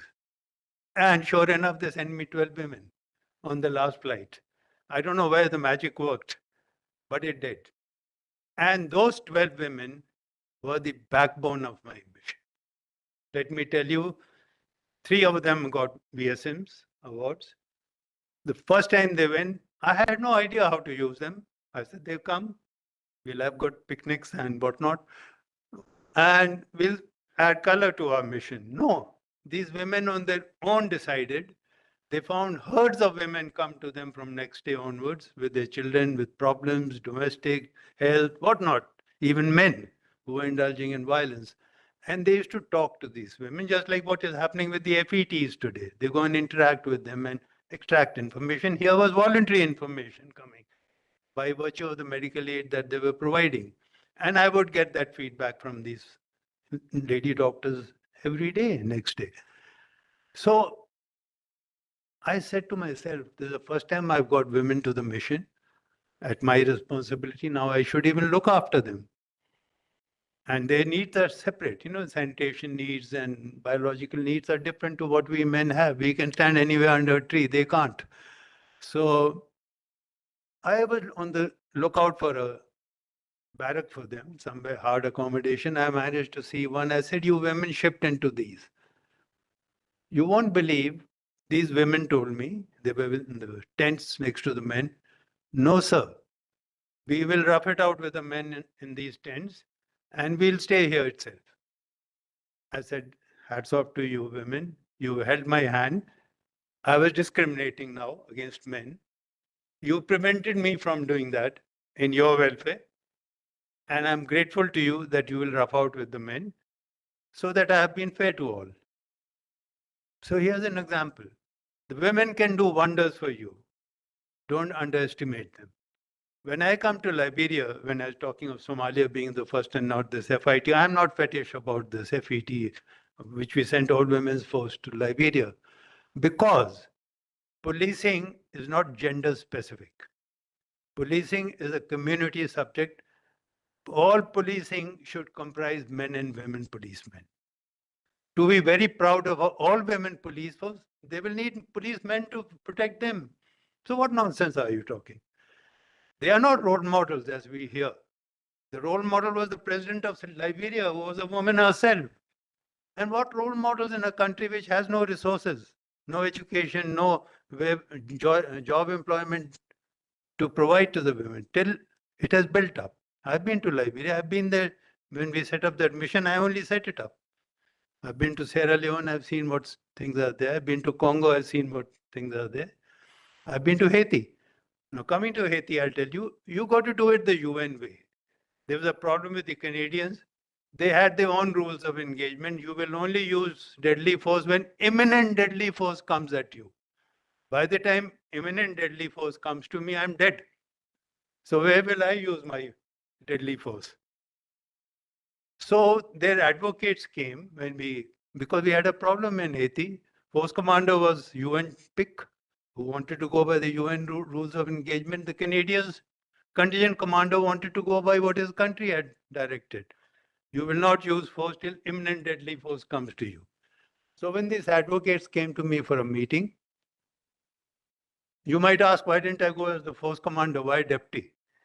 Because that time the post of the deputy force commander was just created. I was the first deputy force commander. It was meant for underdogs, the developing countries. Force commander was meant for NATO countries, the developed countries.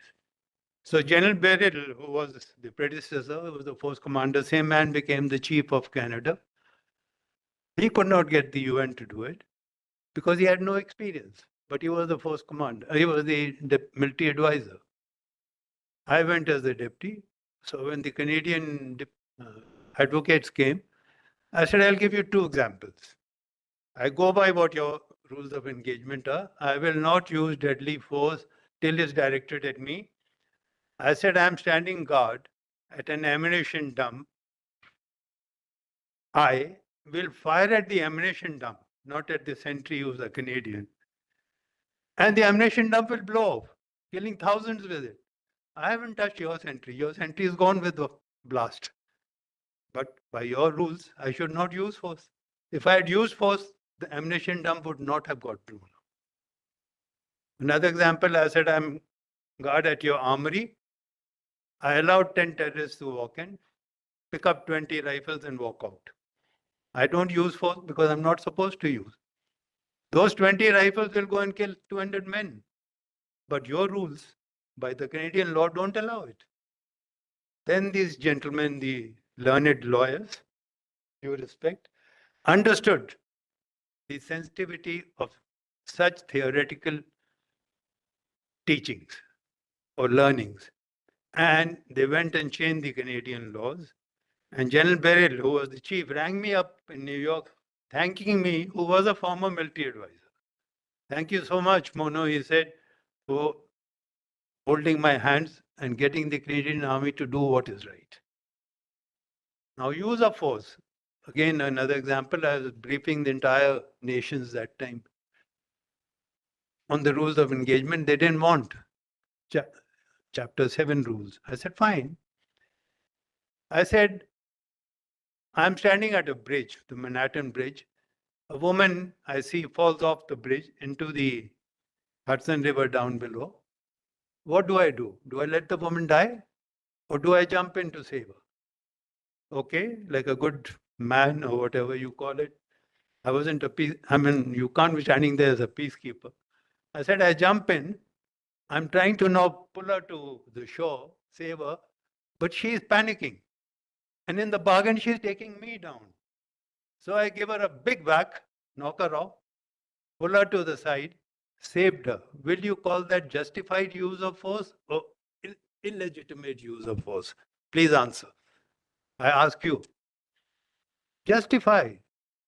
I didn't whack her for the fun of it. I whacked her to knock her unconscious that I can take her to safety. Otherwise, both of us will drown. So there are a lot of meanings in all this theory we learn. The practical implication, which is lacking in the UN system. Sherbrooke, my final example. I'm giving examples so that the subject is understood. We all come here, we debate for 15 minutes, half the time we are poked, time over this, that. We can't even convey what we want for comprehension. I would suggest to the USI, don't have so many panelists for every session, have them piece by piece. Have discussions, cross talks, you will probably educate more people in the right course. Now I was talking of, sorry, what did I last say? Which I wanted to come to is gone off my head. I've turned old now, I'm 80 years old. Yeah, last example was what? What was I talking about? No, use of force, as you said. Wait, I'll just see, it must be written here. Yeah, Sherbrooke. All these documents that are given to the UN, including the high-powered committee, which Ambassador Mukherjee mentioned today, HIPPO, writing good acronym, HIPPO, high panel. They've given suggestions which are much valid compared to the Brahimi's report, which is full of cracks. The Brahimi's report only reorganized the structure of DPQ and a little more like giving you 25% extra budget immediately to deal with protection of women. HIPPO's report has spoken of the reforms of some doctrines and methodologies, but not being accepted. Same like Sherbrooke. In my first week of arrival at the UN, I went for a breakfast meeting. All these ambassadors of Nordic countries had called me. And they had proposed to the UN, we will stand up, we'll give you a standby high readiness brigade, that is Sherbrooke. So I told these ambassadors, we don't need one. We've got India, Pakistan, US, France, Germany, everybody ready to give brigades. We don't need from you 7, 8 countries putting together a brigade to give me. They said, General, shut up. Today our foreign ministers are coming to sign the memo. I say, yeah, I'll shut up. I've probably come too late into this discussion, just been posted a week ago. So I shut up. Now the Sherbrooke came into being. I said, now let's try Sherbrooke. I'll teach a lesson back to these Nordic countries. I'm an Indian crook. compared to you, the way I've been brought up to deal with everyday's problem. You are wise people. We needed more troops for Morocco. I asked Sherbrooke for one company of a brigade. They could not even give me one platoon of 30 men, which I finally got from Denmark, which is part of Sherbrooke. I needed 120, they gave me 30 men. They could not even muster 120 people, and they're talking of a brigade of 3,000, all on theory. But they have the power of money. The Nordic countries feed the UN with a lot of pocket money to dwell on, and therefore you never get the right mechanics of peacekeeping. Therefore, be careful when you read everything read by various authors from West. I will say do peacekeeping your way, the way you've been trained, brought up, and the Indian way is the way. Believe me, I'm not saying it out of any emotion. I'm talking of a fact. And if UN really meant global peace, you don't have to get troops from all over countries. They go about it political. How many countries given? All countries to be given a chance. What are you playing chess with? It's not a political game. You're going to save lives. You need people who can do it. Go by merit, capability, capacity. That logic doesn't appeal to these diplomats there. Thank you.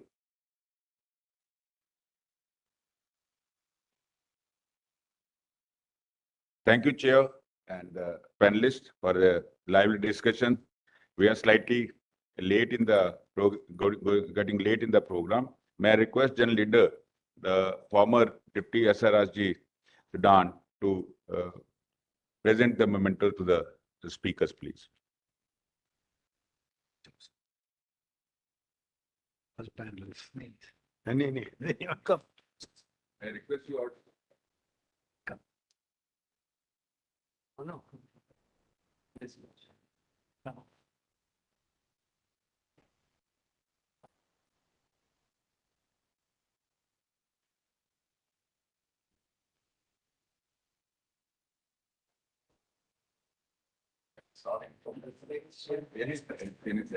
Oh, very bad. Very nice.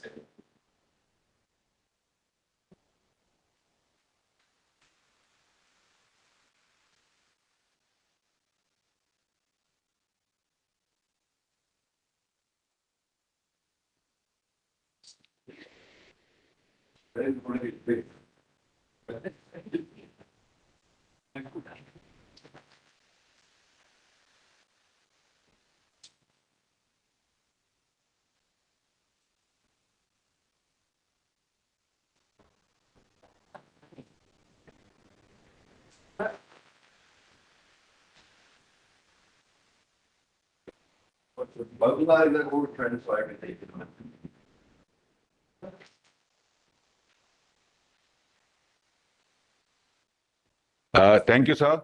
Ladies and gentlemen, now we break for the quick coffee break, and we intend starting the next session by 12 o'clock. Request be seated in time, please. For sure.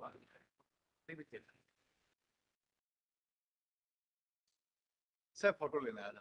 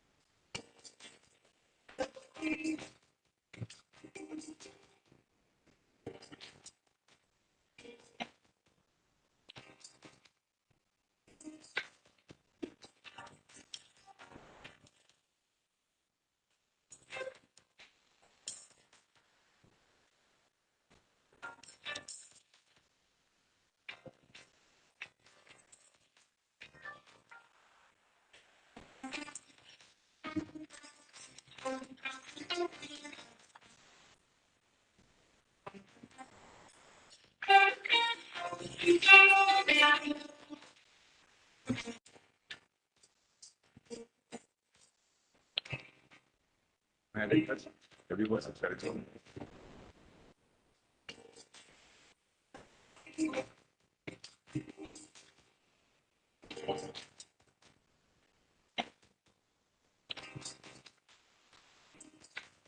Now we start with the concluding session of the seminar, that is analyzing the future challenges and opportunities for the UN peace operations. Over the past 8 decades, UN peace operations have demonstrated to be valuable and effective multilateral tool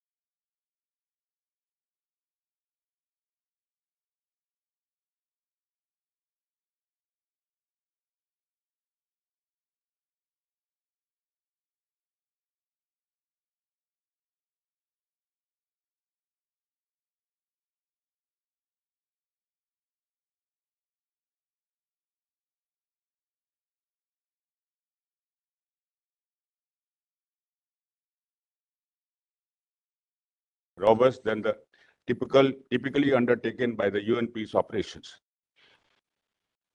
Ladies and gentlemen, we are fortunate that Mr. Binoy, Director of Challenges Forum, has accepted our request for participation in this session. But due to his commitment with the forthcoming Challenges Annual Forum on the 4th and 5th December, he is virtually connected with us. May I now request Binoy, Director, Challenges Forum, for his opening remarks. Over to Mr. Binoy. Thank you very much, General Goswami. Can you hear me?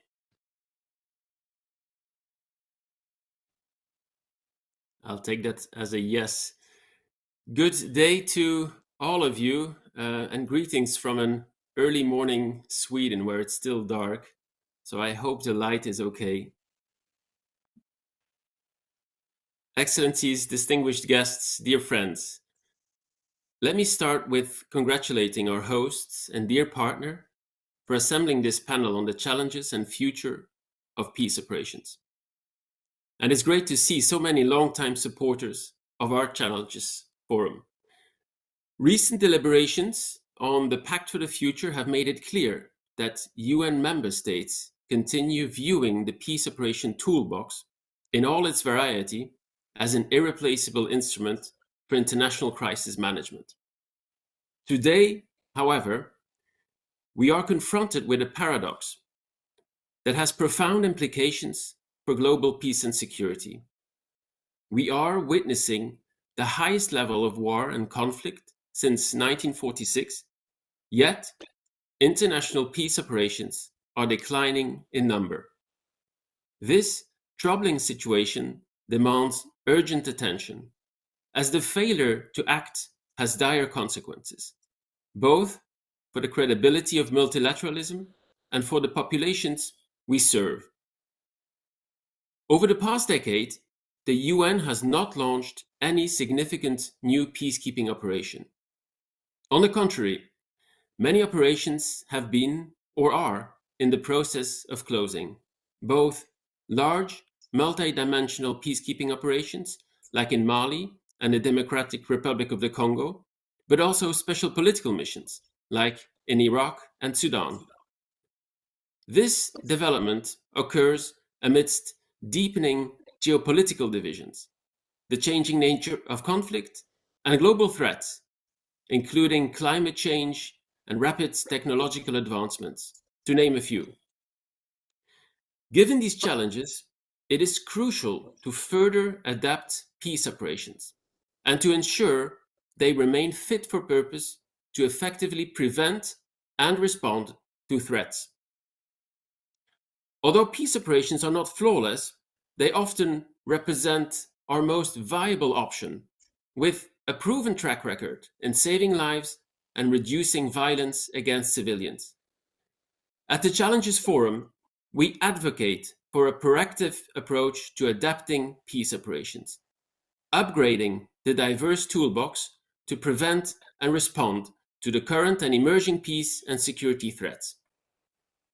It is important to highlight that peace operations alone cannot achieve the desired objectives. They must be provided with the necessary political prerequisites to be successful.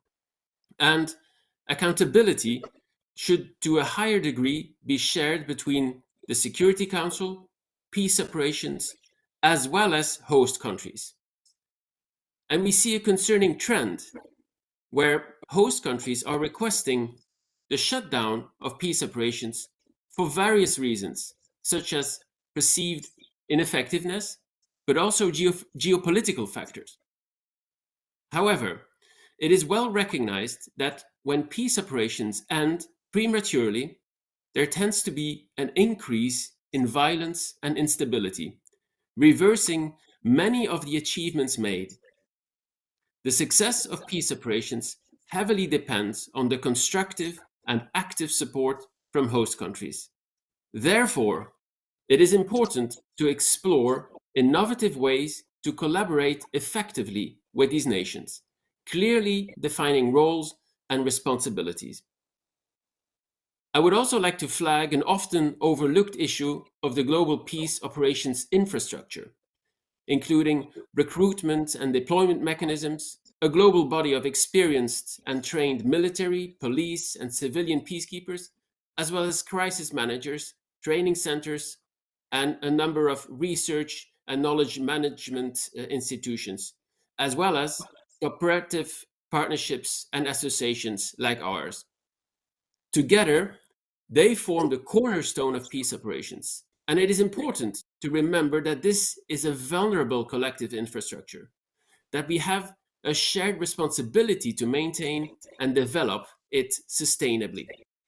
And this involves all UN troop, police, and resource contributing member states, alongside regional partners like the African Union and the European Union.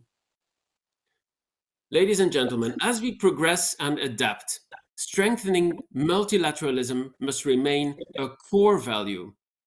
The long history of international peace operations reminds us that international conflict and crisis management is difficult, risky, costly, and unpredictable, and without shortcuts to restoring peace, nor guarantees for success. However, international conflict management should not be deterred by setbacks and failures, but instead bounce back, learn, adapt, aim to do better, and remain determined to save succeeding generations from war and conflict. Together, we pave the way for a more peaceful, prosperous, and partnership-oriented future, in which UN peace operations will continue to be a flexible and irreplaceable instrument. Thank you for your attention.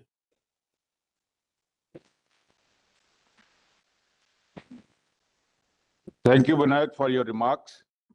And now further, the discussion on the subject, that is analyzing the future challenges and the opportunity to UN peace operation. It will be chaired by Lieutenant General J.S. Lidder, Indian Army veteran with a vast UN experience. He was the Chief of Staff with the UN force in Mozambique, post commander, and subsequently Deputy SRSG political in Sudan. Other panelists are Professor Hunt, Director, Research Center for Sustainable Peace, University of Tokyo. She will be virtually connected with us. She has worked extensively with the various UN organizations and has vast exposure to the UN peacekeeping. She has authored numerous publications related to the UN peacekeeping. Presently, she is a member of Independent Study Group on Future of Peacekeeping for the UN Peacekeeping Ministerial in Germany in 2025. She will be exchanging her views on future of peacekeeping, new models, and related capabilities. Then Ms. Annika Hilding-Norberg, Head Peace Operations and Peace Building, Geneva Center for Security Policies. She will be speaking on leveraging the Pact of Future and the new agenda for peace for future peace operation. Colonel Dr. K.K. Sharma, Visiting Fellow, USI of India. He will focus on people-centric operation as a precursor to the successful peace operations. Sandeep Bali, Head of the Prevention, ICRC Delhi, a veteran Indian Naval officer, earlier served as Deputy Director, National Maritime Foundation in Delhi. He will be sharing his views on IHL and the conflicts, restraints, and the behavior. So over to the chair, please. Thank you, Go. Jai Hind. It's an honor for me to be participating in this very contemporary USI ICR Annual Forum 2024. Changing character of conflicts, challenges to peace operations and international law. And especially privileged to chair with very eminent speakers, both virtual and here, on analyzing the future challenges and future of the UN peace operations. While nominated speakers will speak on their given domains, let me set the contours. Our world is at an inflection point. These are the words of the UN Secretary General in the new agenda for peace. And he has said, what is at stake is not the United Nations, but the future of humanity and the nations. That people have to understand when we keep doing UN bashing, because when finally the planet explodes, it is not the UN which is going to explode, but the nations and humanity. For all its criticism, UN peacekeeping remains the sole legitimate tool for international peace and security. UN's new agenda for peace in July 2023 and subsequent Pact of the Future bring a lot of hope, and Annika, I think, will be covering on that. A hard reality check. Over past 8 decades, UN peace operations have contributed at many places, but they have also come under scrutiny at many others. In the last decade, no big mission has been established. The UN effort to go kinetic with counterterrorism operations, supported by regional forces, Mali, French forces, and Eastern DRC, East African Standby Force and Force Intervention Brigade, have actually complicated the conflicts rather than resolve. There are therefore divided opinions on fresh peacekeeping initiatives. Efforts are underway to empower the regional responses by UN funding of the African Union-led peace operations. The deployment of the South African Development Committee, SDF-led force under UN Security Council Resolution 2746 to address insecurity in the Eastern DRC, with MONUSCO tasked to support logistically and operationally, reflects a very new trend in the empowering of the regional bodies to lead to security accession, giving UN assistance. While these do offer new opportunities for flexibility, they carry huge challenges of coordination and compliance. In Haiti, the Multinational Support Mission, MSS, authorized under UN Security Council Resolution 2699, represents a departure from the traditional UN-led peace operations. The non-UN mission, led by a coalition of the willing states under the Kenyan leadership, aims to stabilize the gang-ridden Haiti security environment. The mission, however, is facing challenges even before it got deployed. So the very big questions on UN peacekeeping today, which I do hope our speakers and the panel tends to address. First, does UN peacekeeping in its present format carry effectiveness? If not, what are the future options for hybrid or flexible models of peacekeeping? 2, how can UN institutionalize frameworks for mandate convergence and professional accountability while operating alongside and outsourcing peacekeeping operations? 3, how do we strengthen the host nation ownership for long-term stability? How can peacekeeping missions integrate capacity building and institutional strengthening into their mandates? And lastly, how can the UN help to mitigate violence with additional protective measures, as also make perpetrators accountable? I will first now hand over to the first speaker, who's virtual, Professor Ali Keharant. Thank you very much for the organizers and the speaker. I am very pleased to be here, but as I am given a very short time, if I could immediately go into what I would like to share. Okay. Oh, do I have to actually upload this file?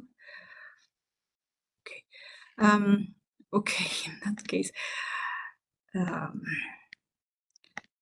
Okay, I'm sorry. I have everything open here, but it's sorry. No. It's not opening on this shared document, so I will go without. Okay, so what I am going to talk about is based on the work of the independent study of the future of peacekeeping, new models and related capabilities. This is the team of 3, commissioned by the Department of Peace Operations, headed by Mr. El-Ghassim Wan, and we are 2 other members, Professor Paul Williams and myself.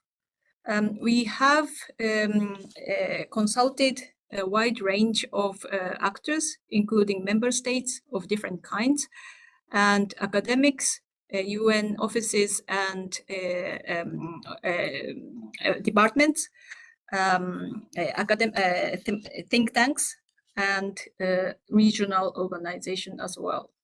So the main message of the study is that there is a peacekeeping that is facing new challenges, but however, peacekeeping is a versatile, effective, and cost-effective multilateral tool, and there is a strong evidence that the peacekeeping, UN peacekeeping, has achieved quite a lot that is comparatively uncomparable with other actors.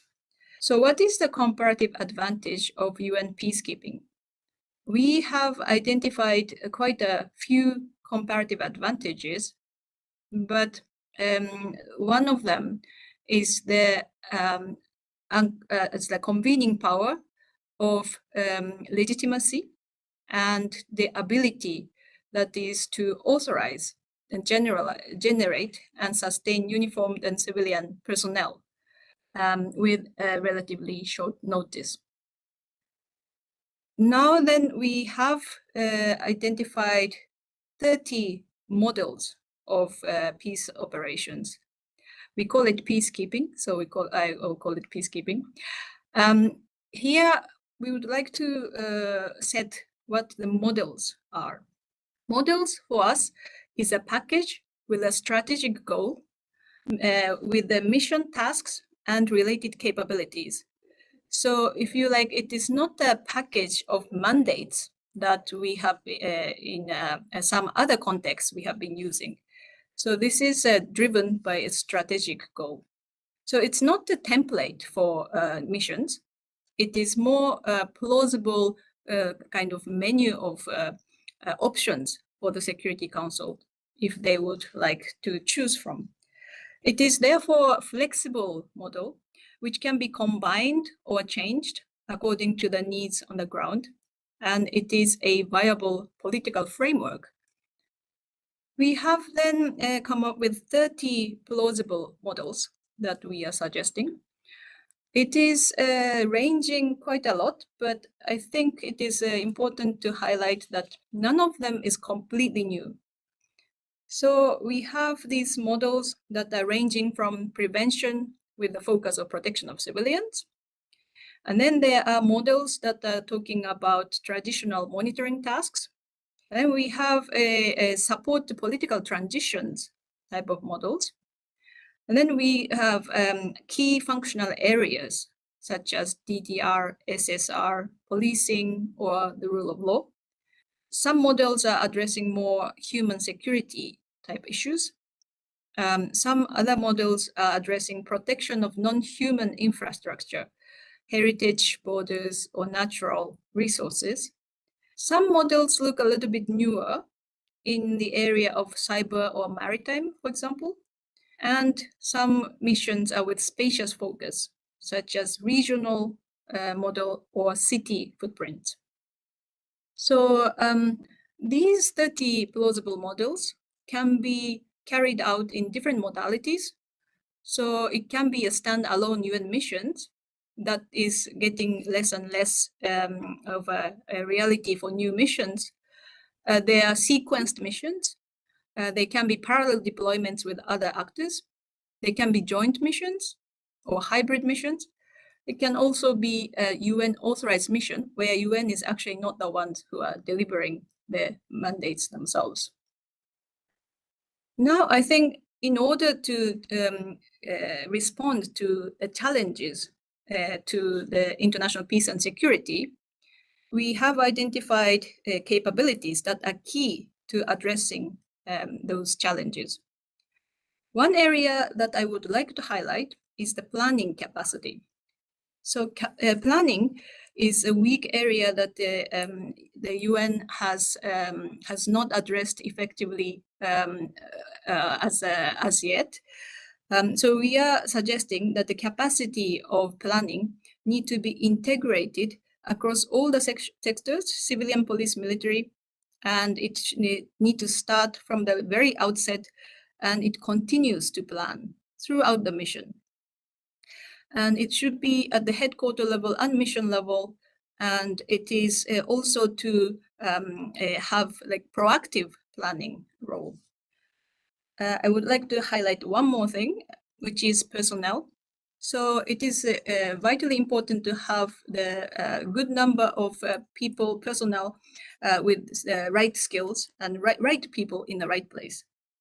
So in that kind of situations, it is important that those people have the right mindset and right commitment to do so. But to enable them to work effectively, the UN need to be providing enabling environment. So in other words, they need to be support from the UN and member states, and it needs to look into specialized capabilities and how to generate those specialized capabilities.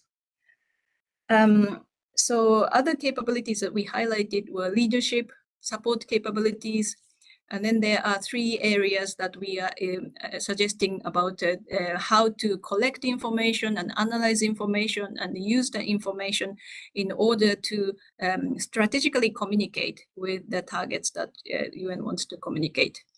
And then standby rapid deployment capabilities, and also security and welfare for peacekeepers. And my last point is about success factors. So all these need to be with the success factors. So there are many success factors, but I will only talk about 2. One is Security Council leadership and unity, host government cooperation, delivering tangible benefits, having regional support, achievable objectives, commitment to local knowledge, adaptability, performance, accountability, conduct, and effective transitions. But for example, if we talk about Security Council leadership and unity, it is not only for the Security Council to be united behind the shared goal, but also for the member states or states who are on a Security Council, but not permanent states, member states that have different roles in peace operations, to be united behind the shared goal, to encourage the Security Council to be active in that in this matter. So I see my time is up, so I will stop here, but I will be looking forward to discussion. Thank you very much. Well, thank you very much, Gaurav. I am not going to comment individually on any of the speakers, nor at the end. There is a very wide knowledge base available, and that should leave enough questions and enough thoughts for people to actually critically analyze what it is. Our second speaker is Annika. We've been old friends from Australia 205 to Challengers. She whips me a lot of time. My ex-boss, Annika, 10 minutes flat. I'm the boss today.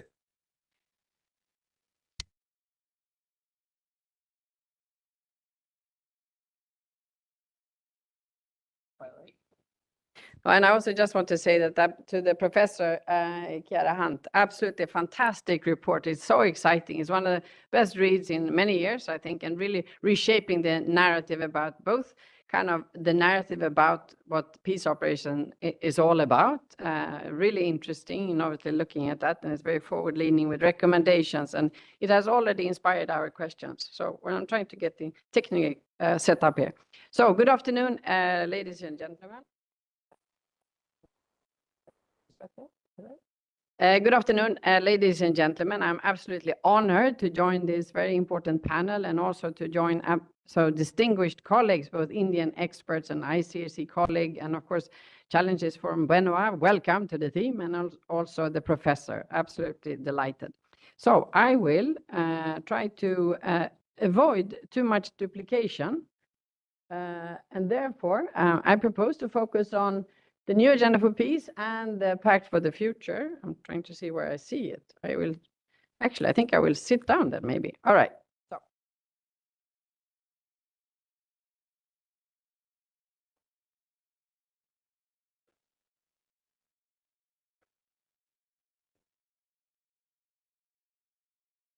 All right.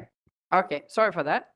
So the proposed agenda is focus. It will be on the new agenda for peace and the pact for the future, purpose and outcome, the platform for future work. But since the Assistant Secretary General, Alexander Soyev, outlined the main focus of the new agenda for peace and pact for the future, also as it relates to peace operations, I will therefore try to pick on a few things specifically that stands out that is new compared to earlier common reports and agreements, and then look at just a glimpse on the 2020's geopolitical game changer, which is really the fundamental driver for what's happening now and what we need to address as we move forward into the future. And I'm suggesting that there's some, it's been, what do you call it, brimming for a while, but really the collapse in Afghanistan, the invasion of Ukraine, the military coups in Africa, the Hamas-Israeli now regional war, the super election year, which of course put the turbo driver there a few weeks ago, into what we can see for future peace operations. And I suggest we need to fundamentally reassess our assumptions, ambitions, and actors to see where we're heading. And therefore, complementing what Professor Chiara Hunt was mentioning, just made briefly the beyond the horizon, peacekeepers in new fields and areas. And there are no doubt other ideas and more suggestions in the room. And finally, this will nothing come to fruition without the leadership required. So without further ado, I will. This is a little bit of a recap what the Assistant Secretary General Soyev was mentioning, the background and purpose, why we were, these are the drivers that I will address in the next slide. But it really comes down, is specifically focused on Action 21, which talks about peace operations specifically. And I think a little bit different from, it did define peace operations, you know, the ever alive debate, what is peace operations, peacekeeping, and special political missions. But they're now looking, the Pact for the Future speaks about peace operations, representing both peacekeeping and SPMs. And I think what stands out is the enhanced focus on the UN regional partnership, which is really making a significant step forward with the funding for the African Union. And I think this really will reshape the debate in many ways. But of course, it will not be easier because of it. The reason why the larger missions are leaving, because it's difficult. And now it's just kind of handed over yet again to another organization to try to face the very difficult situations. But whatever it is, it needs to be supported.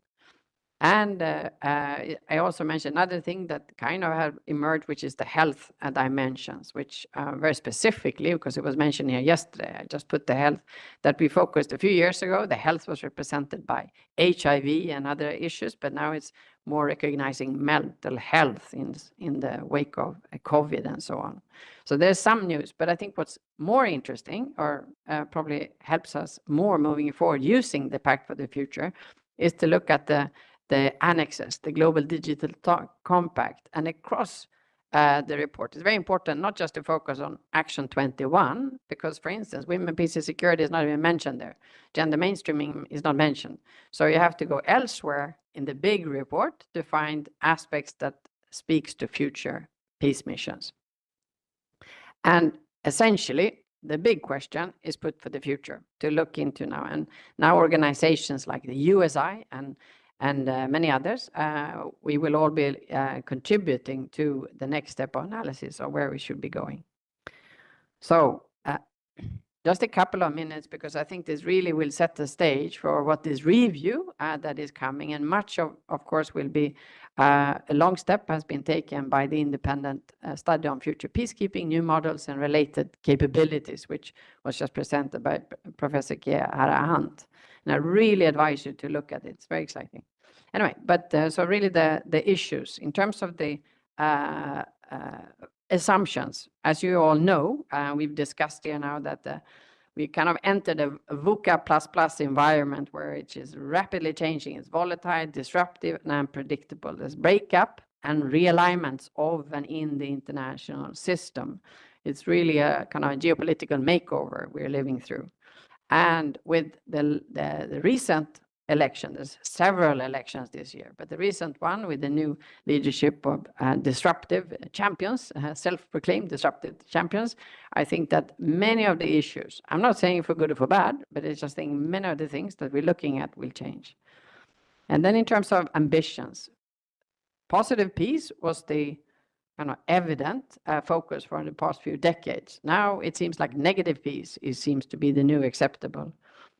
We have to revisit how do we define success of peacekeeping? Because if everybody looking at doom and gloom is not working, and UN peacekeeping should close shop and go home, really, I think we have to be realistic about issues. So revisiting, for instance, observer missions, as I mentioned yesterday, ANTSO, it's still there, but it's not because it's a failure. It's actually delivering on its mandate.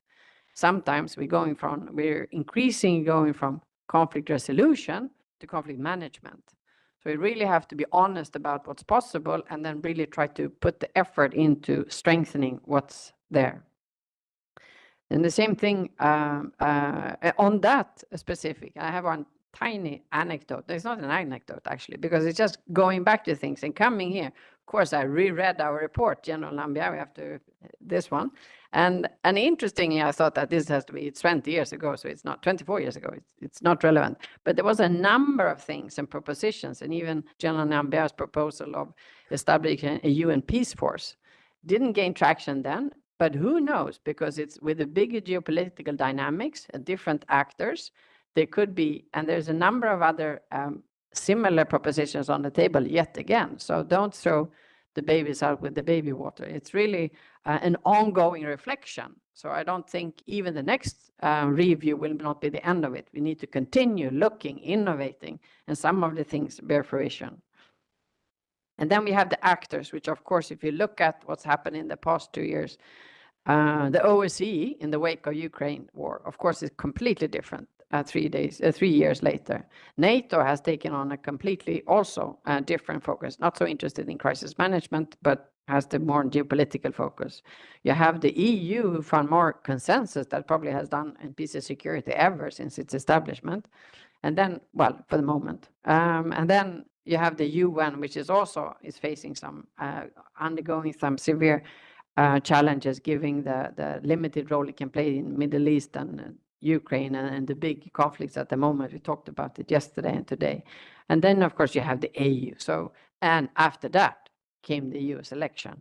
So I really think that whatever we really need to keep vigilant and focused and really try to, at every stage, need to embrace ambiguity as the context is evolving. And it's all about developing a mindset, competence, and skills to navigate complexities for the future. So just adding a little bit, some of this is in Professor Chiara and her colleagues' report. But I must say, I didn't put the Indian ladies there because I'm here. I've had it there. This slide has been around for a couple of years because I think it's just really interesting that used to be intrastate. Now, increasingly, we're probably looking at some sort of border interstate missions again. We also, it's been mentioned both in the one thing that is not in the independent report is the Arctic and the space peacekeeping. But this is, again, obviously, these are areas where currently is contested. So at some point, if you want to think ahead, this is probably the time. And robot peace mission, I think our technology colleagues were essentially talking about that yesterday. And climate security missions, pandemic peacekeeping, and so on and so forth. And finally, I want to then just to kind of, before handing over to our colleagues, and this is about the looking at the leadership. We co-hosted, as we mentioned, this seminar together with the Department for Peace Operations and USI and India in New York, preparing and building for the future, pathways towards more nimble, adaptive, and effective peacekeeping. Essentially 2 days focused on a range of issues, and what we came up with from that was a conclusion, and this was also seconded by other partners and led by the DPO, Department of Peace Operations. We need to be more courageous and creative, and that's a good start here, good colleagues. We need to tackle systemic challenges. There's a whole range, but that's no, we're not going to fail because of lack of trying. We need unified political support. There need to be proactive and continued planning. We need to recommit to reforming and strengthening peacekeeping. We need to leverage strengths and lessons of ANZO. It actually made it into the General Bardalai. And actually, one of the recommendations on the establishing the Center of Excellence for military and civilian observers to be able to leverage rapid deployment for missions was also included in, thank you very much, Professor Chiara Hunt, in that report and also in ongoing conversations in New York. So really exciting. And we need to define nimbleness and adaptiveness. Every speaker has spoken about adaptive, and we try to do that in that report from May. We need to have people-centered peacekeeping, and there we have a colleague who will speak about it very shortly, Kunal Sharma. And then we need to reinforce support to the rule of law, as Secretary Soyev was mentioned. And finally, but absolutely not least, everything will be infused by new technologies. So we need to think, this is my last minute, think and act global partnership, as I mentioned in one of the working groups. We really need to think about bridging the female-male and global south-north divide. We're much stronger when we can have everyone's expertise in the same table. The world is complex. We need everyone contributing. And this particular report, when we engaged 25 authors, we didn't compromise on performance or the quality of it for a bit, I would argue. And it fed into the UN COPs 24 and also the review of the police commander's course. And finally, I love this picture, so apologies because I'm using it again. But it's really about learning together, everyone. We need to lead with purpose. And for that, we need to develop our adaptive leadership for peace operations, which requires commitment, competence, mindset, and skills. And for this, we need to embrace ambiguity, navigate complexity. If there's anything, remember what I've said today and yesterday, this is it. Embrace ambiguity and navigate complexity. We need to innovate and experiment. There's so many young people here. It's all up to you. And it's also, we need to be self-corrective and self-learn every day. We need to lead with integrity, inclusively, and empathy. And finally, we need to focus on the positive side, creating win-win for solution, especially for the hosting population, first and foremost. And then, of course, for the rest of us too. Thank you.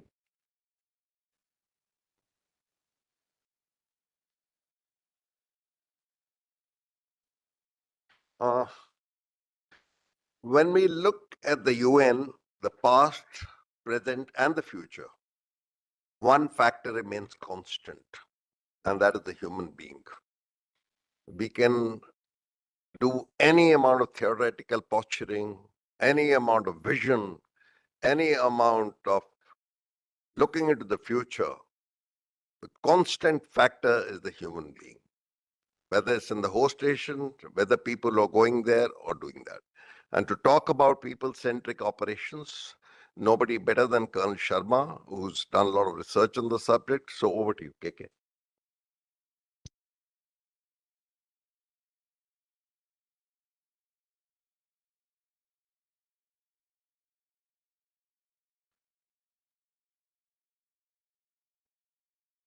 Thank you, sir. Thank you very much. And thank you to my co-panelist.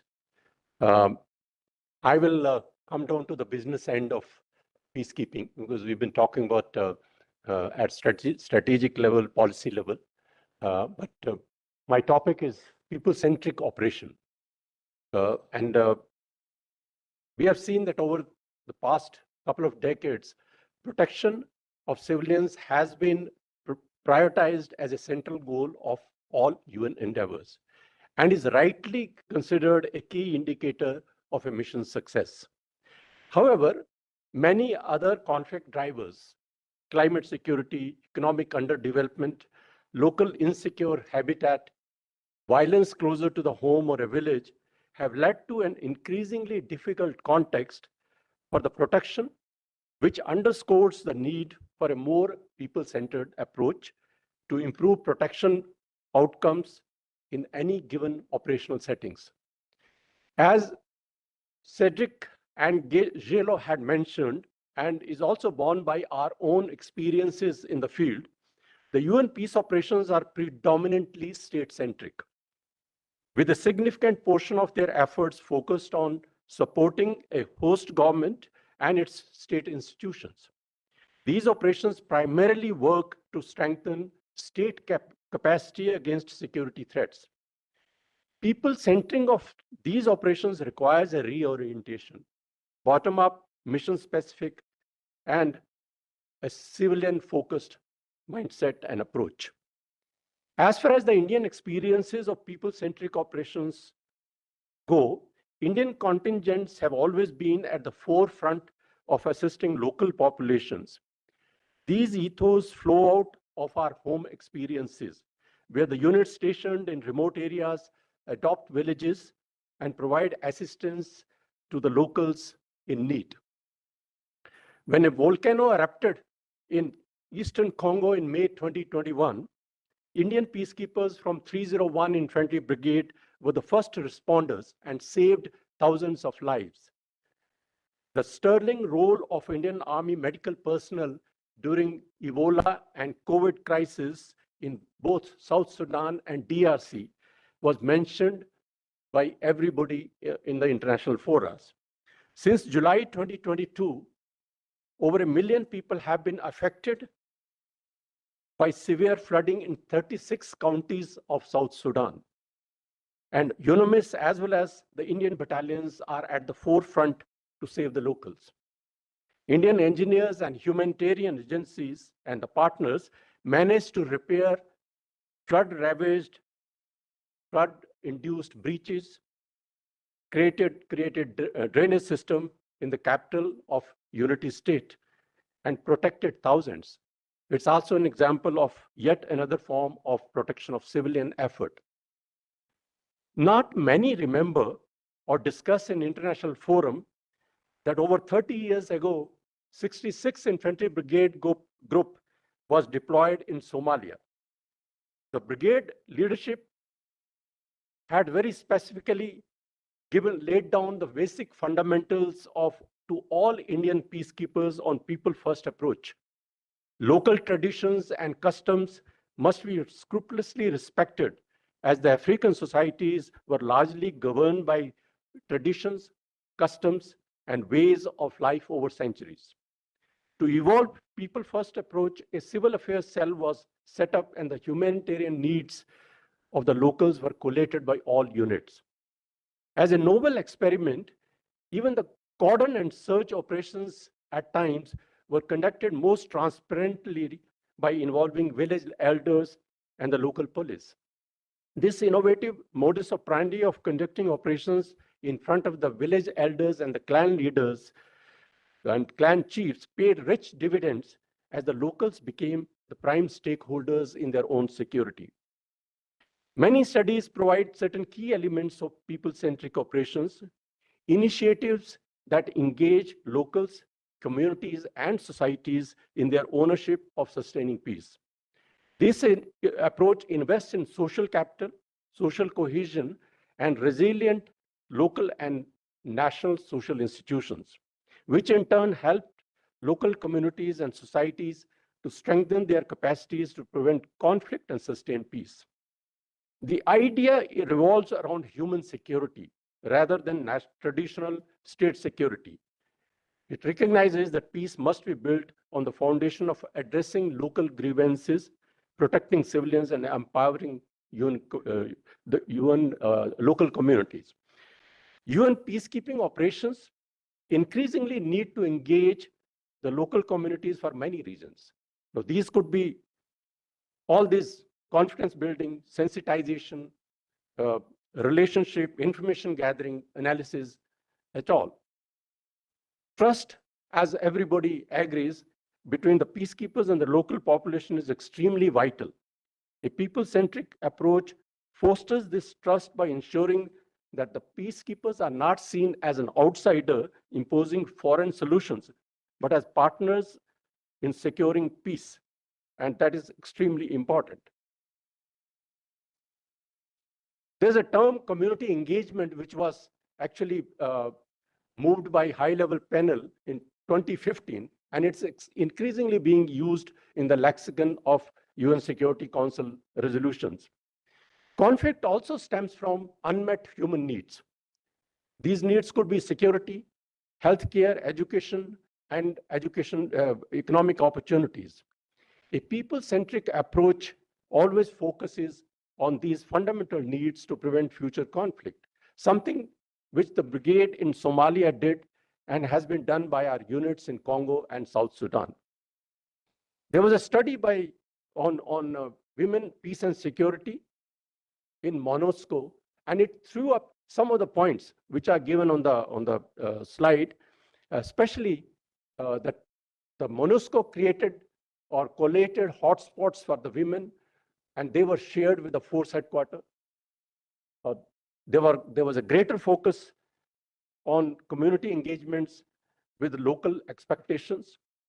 And as per the report, MONUSCO developed local mechanisms where community liaison assistants were provided and fielded in remote areas. And they were actually fielded with even the battalions. Peace operations that involve local voices in the decision-making process tends to be more successful. This has been born out of India's experiences in Somalia, Ethiopia, Eritrea, where our engineers as well as battalions did a wonderful job in the development activities. Liberia, the slide or the picture which you've been seeing time and again. Similarly, female engagement teams in Central African Republic, DRC, and some other missions have made a huge difference in including the local voices. Short-term peace enforcement may stop violence to a certain extent, and that is a temporary solution. But for the long term, you require developmental agenda, and you require a connect with the people who are on the ground. This has also been articulated by African Union in their Agenda 2063, the AU's strategic framework for inclusive and sustainable development. The last element of people-centric approach could be the local ownership and capacity building. I don't have to explain that. Fortunately, people-centric approach already holds a broad political support, especially during the last 10 years. All these initiatives and reports recommend to place people in the conflict areas at the center of all UN endeavors, and especially UN peace operations. And finally, a few recommendations. UN must anchor the focus on people at the highest levels. This includes ensuring that people-centered principles and practices are reflected in the mandates and integrated in the work of SRSG, Force Headquarters, and other components.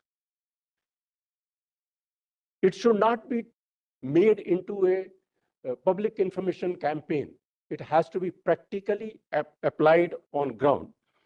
And research over decades have shown that reasons of ineffective of many peace operations is being state-centric, top-down, and template-driven with very little local inputs. I would conclude by saying that activities of successive battalions of Indian Brigade in the DRC have centered on youth development, public welfare, and quick impact projects. In fact, Somalia Brigade started with a quick impact project, and it was criticized by all the humanitarian agencies because they thought that Indian Brigade was stepping into their domain. And now that term is being used by the UN everywhere. That's the fact of life. Our peacekeeping contingents in South Sudan and Abyei continue with their humanitarian activities, which include vocational training, workshops, public development programs, medical care, construction of roads and bridges, all these things. Now, these are the issues which affect the local most. And unless we change our design of peacekeeping operations to making it people-centric, I think we will continue to face problems. Thank you very much, sir. Thank you, K. The hard fact is today, wherever we are, the host nation across the board is asking us to leave. Some missions are just holding on by skin of their teeth, all. There is something fundamentally wrong in which the UN operates. And it goes far beyond these civic actions and community engagements. Please ask yourself a hard question. when you are there and you carry out confidence in building measures by your APCs at night, roaming around outside, are you carrying out people-friendly operations or are you antagonizing the population? When you carry out Nile patrolling in the Nile with a medical aid, with the aim of giving medical aid and actually have ruined all the farmers which are ruined that area, is that people-centric operations? When you evolve your concept of operations, are you asking the host nation, the communities, are your rules of engagement catered actually for people-friendly operations? Are you taking all the measures to avoid collateral damage? There is fundamentally something wrong. This is too small a forum. So I leave it to you people, wherever you go, when you talk about people-centric operation, please raise the bar and fundamentally question yourself, are we doing peacekeeping actually to help ourselves, help the world, help everybody else except the host population? Because the host population across the board, sorry, we don't want you here. That's a wrong question. And unless we answer this question, I'm sorry, we can carry on any amount of modeling. The host population will not accept you. We have the last speaker here now. Just one, it's Sandeep Bali, who will be talking about IHL, conflicts, restraint, and behavior. Over to you, Sandeep. Yeah, thank you, Chair. And to start with, I will try to stick to my time, but with Chair's indulgence, being the last panelist, I think I can take that liberty if I exceed my time, but I'll try to be in time. Morning.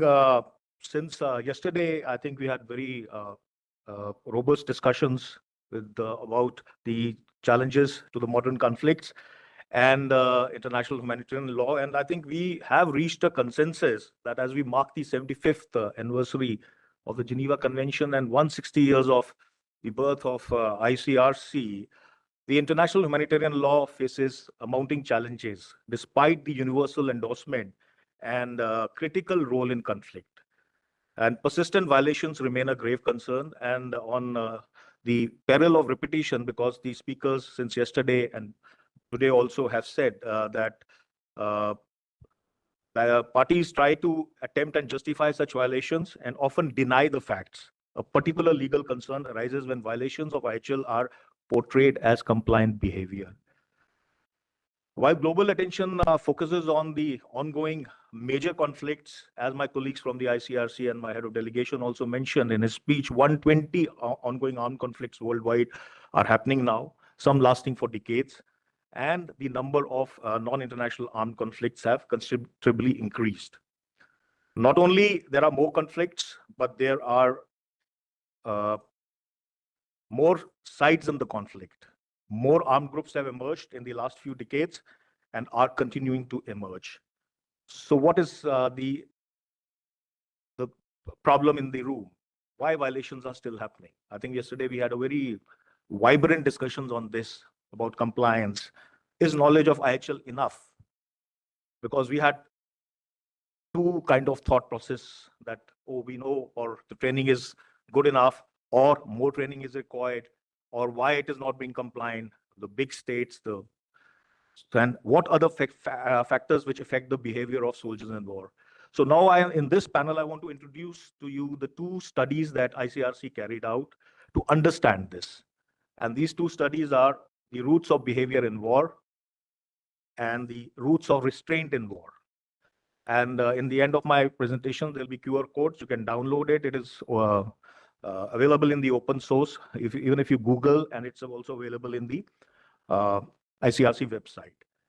I'll be quoting from this study, so there'll be some verbatim quotes.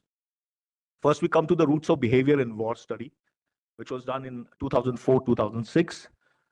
From the ICRC's experience of disseminating and teaching international humanitarian law to the armed forces and the state forces for a very long time.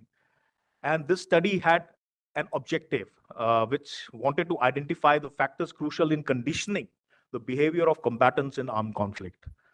And it was done by the scholars and the practitioners, and they were the study was in 4 parts.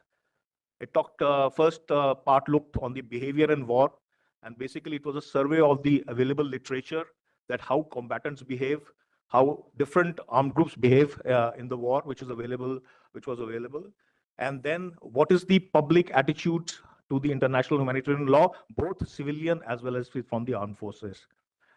The study was done by survey and literature survey and also questionnaires by asking combatants of 4 war-torn countries, mainly Georgia, Bosnia, and DRC, and also Colombia.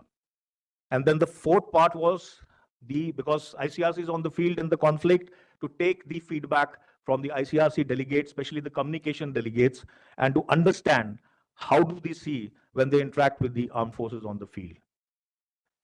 The study is very, very deliberate, so I will not go into the details because of the paucity of time, but I will give you broad highlights, and that are the study was able to define what is already available through scientific evidence and analysis and empirical observations, the characteristic of combatants. So what it came out was the group conformity, obedience to authority, and then spiral of violence and pathological behavior. The group conformity, the study came out was that all combatant groups are subject to a conformity phenomena such as depersonalization, loss of independence, and a high degree of conformity. This is a situation that favors the dilution of individual responsibility of the combatant. Combatants are generally motivated more by group pressure than by hatred or even fear. What counts is the esteem of their comrades, defense of their collective reputation, and desire to contribute to the success of the group. Then also the study found that obedience to authority. So what came out from this study was that the process of shifting individual responsibility from themselves to their superiors, to the chain of command. And also that violation of IHL may sometimes stems from the orders given by authority, or they come out because of the lack of any specific orders not to violate, or an implicit authorization to behave in a reprehensible manner. The other interesting fact was that the spiral of violence, when the violence increases and there is a reciprocity, the violation starts becoming more and more. And then the pathological behavior, that when the violations happens, this is not because of sick minds. They're very normal, sane people. Yes, there are aberrations when sometimes violation happens because of under influence of drugs, alcohol, or some other substance. But what it found was it is much more to do with the intentions. It is intent. The intent is there. Then also the study try to understand the non-state armed groups because of the international armed conflicts and the increase in the armed conflicts. And they came to conclusion all armed groups have some semblance of a military character and structures of one kind or other, one or more leaders and degree of organizations, and they also need to be identified to understand the thinking and psychological behavior of the groups. Another main finding, which was very important, was universality of IHL when the civilian population was surveyed. And this also came back, the data was taken from a 1999 survey when ICRC was celebrating its 50 years of Geneva Convention. 15,000 people in the field or the population in the conflict areas. A big survey was done by Greenberg company. And that data also was brought into this study, and what came out was that everybody agrees to the universality of IHL, that even if they don't know about IHL, they know that there are certain things which cannot be done in war, in conflict, and there are certain protections that are given to civilians. And collective vulnerability. Now, this was very important study where the civilians are subjected to long protracted violations. They are more demanding for from the world community to enforce international humanitarian law. And then the deleterious effect of partisan commitment, this indicated that if the society is divided into partisan objectivities and subjectivities, then the violations become, the violations increase. To sum it, force of law, force of morality, and what it also said, we need to treat IHL as a legal and political matter rather than the moral matter, what was being done in that time. The behavior of combatants, as I said, is conformity, hierarchy. There's a gulf between knowledge and attitude. And what the study suggested, disseminating the law is insufficient, must look to factors influencing orders, doctrine, education, training, and sanction. Now I'll come to the second study, which was a sequel to this study. It was done in 2018, after 14 years, because from the first study, the ICRC started understanding the behavior and started engaging with all types of armed groups. Later, it was found that they wanted to understand what is the influence to this armed group, what is the extent of influence, because the armed groups are also of very different category. There are states where the armed groups are very disciplined and have a good leadership. And then there are non-state armed groups, which are across the board. And then also, there was a feedback from the field that there were some states or the armed groups which actually carried out restraint, and there were some which carried out violations. So the study's focus was to understand how norms of restraint form and within different forces groups by identifying their source of influence at several levels, and to offer recommendations to ICRC. There were 8 case studies drawn from 5 countries, and this time the countries were Colombia, Australia, Philippines, now Sahel in Sudan and South Sudan. It again drew on surveys, interviews, and analysis of armed forces. It examined how to influence the behavior of different types of armed forces actors in conflict, ranging from traditional militaries with very highly centralized structures to loosely structured actors embedded within the community. It also contains the first survey of active duty combatants in state armed forces on issues regarding international humanitarian law, combat ethics, and conduct towards civilians.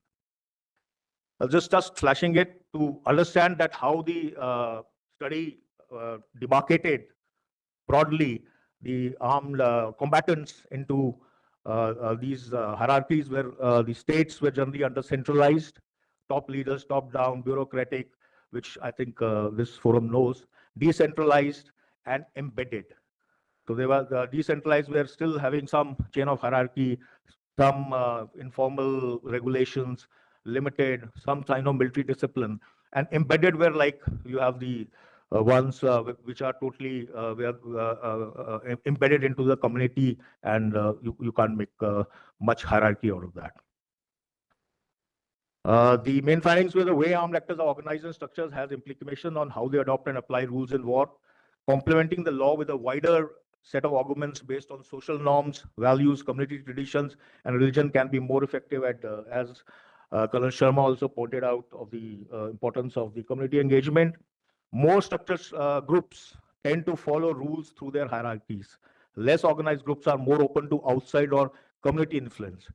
Combatants are often influenced more by culture and peer pressure than by rules.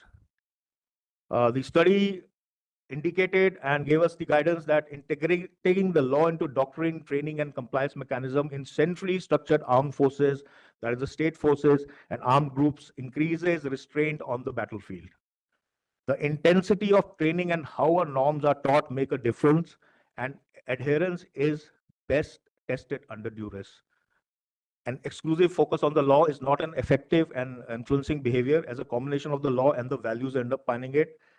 Trust, this was very important to our ICRC delegates also, because this addressed that trust is a prerequisite for engagement and dialogue.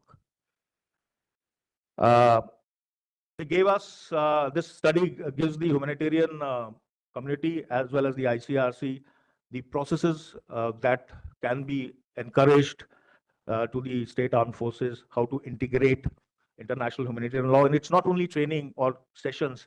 And that is why strategy, the ICRC, as my colleague also mentioned, carries also pre-conflict strategy, that is prevention. So prevention is about teaching IHL to a larger community, especially the arms carrier, and both the groups, the non-state as well as the state and academics, the influencers, the judiciary, the political hierarchy, and as Kadir had also mentioned, now recently on 27 September, the ICRC has taken an initiative with the states to start discussing and making IHL a political priority at the highest level. To prevent violations, the law must become an integral part of the conduct of operations. The future, because this panel is about future, I think we all know that the UN and the humanitarian space is under a lot of pressure. There's a lot of talk about the violations of IHL that are happening every day.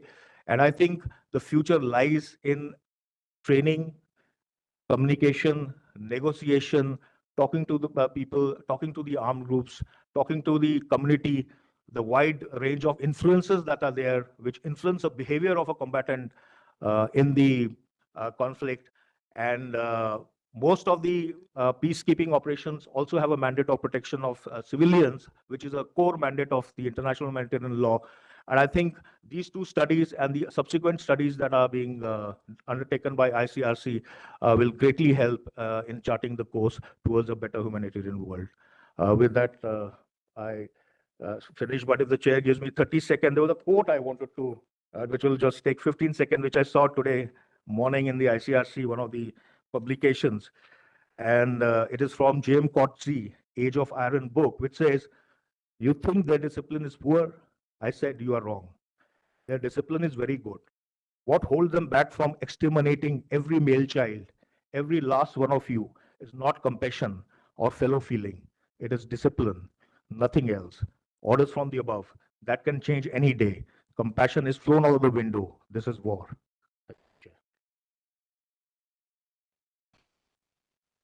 Goswami, what are we, how's the time plan? Are there any question answer or are we binding up? And who's going to marshal the questions, you or me? Okay, that's a tough one. Okay, I think we have questions. Please know lessons and know listening and know what I did. Please ask specific questions, raise the bar, and please raise a question which applies and of knowledge or to everybody else. Otherwise, I'm sorry, I'm very blunt on such occasion, I'll stop you. So no back scratching, no long preambles of what was happening there when Jesus Christ was born, blah, blah, blah. Come down to the point. You've heard the panel. And if you have some critical thought, be cryptic and be very specific. And I will be very slobbish, so don't catch me in the coffee break later. Yes, please. We have a question. We'll have 2-3 questions. And we'll note down. And please, panelists, is going to come down to you. I'm not going to do the dirty job. So keep noting down. Okay. Thank you so much, sir. I would like to address my question to Colonel Sharma. Just to know of efforts that have been put in by UN in restoring confidence of the countries like Mali and Congo in continuing with the UN peacekeeping forces. And if at all they did try and still it didn't work out, at what stage they give up? And does it come, have there been any studies which have been conducted, and are we finally going to go for the UN peacekeeping forces over there? If at all you are aware, sir. Thank you. Okay, we'll take on the second question, extreme left. Please introduce yourself, your name very loudly and what you're doing. Yes, please. The gentleman on the extreme left. Second, third row. Yes, yes, please. Colonel Bakshi, sorry, your old hand. Okay. Thank you, sir. I'm Wing Commander Bakshi, and I've been IHL instructor for 27 years with Geneva. I'm pool officer. My observation leads me to a question. And the question is that we have all gone through the talks of women in conflict and UN peacekeeping. So I would like to know, and what Sandeep Bali brought out, that the experience gained by the ladies who are in UN peacekeeping forces, can they be brought into other forums, like during occupation, they must be the advisors to the commanders. That is a very crucial area. Or even during peacetime in civil defense, these ladies with their experience in our society should be included. And so similarly, in case of male instructors, can there be now what is called military lawyers and military advisors? Can they be brought out into other fields, etc., where the conflict takes place, because they understand IHL better than everybody, because humanitarian law is just agreed upon by, as Sandeep said, but actually nobody pays it attention. Thank you, sir. Thank you. We'll have one third question, and the question is going to be right at the bottom, right at the back. So I'll start from there. Front rows, please. Excuse me. Somebody from the rearmost row or secondmost row. Somebody raise their hand on the left side. Yes, please. Introduce yourself and ask the question. And front row is now banned from any questions. All questions will come from the last three rows. Yeah, please. Good afternoon, sir. My name is Ashutosh, and I'm a history student from Hansraj College.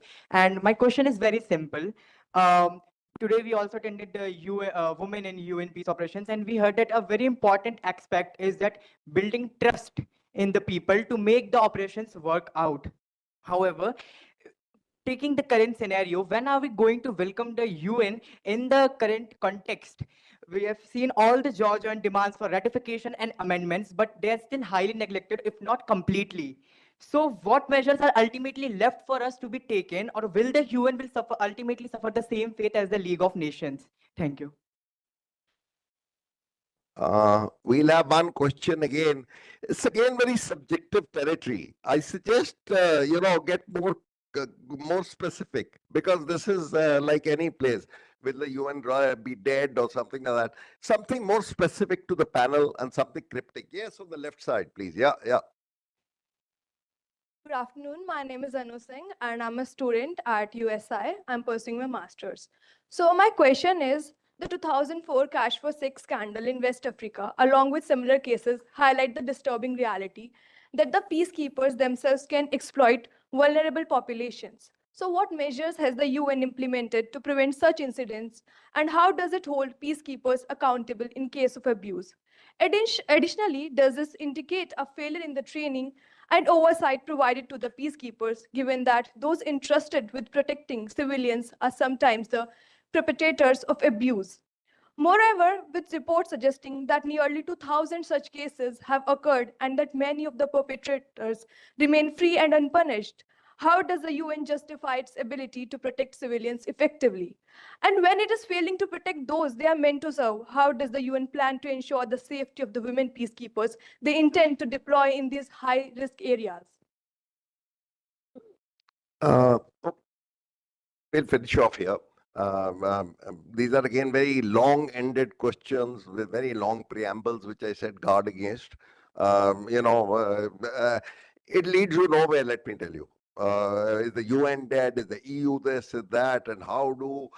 please be cryptic. There are people sitting here who have certainly brought you certain models, center futuristic.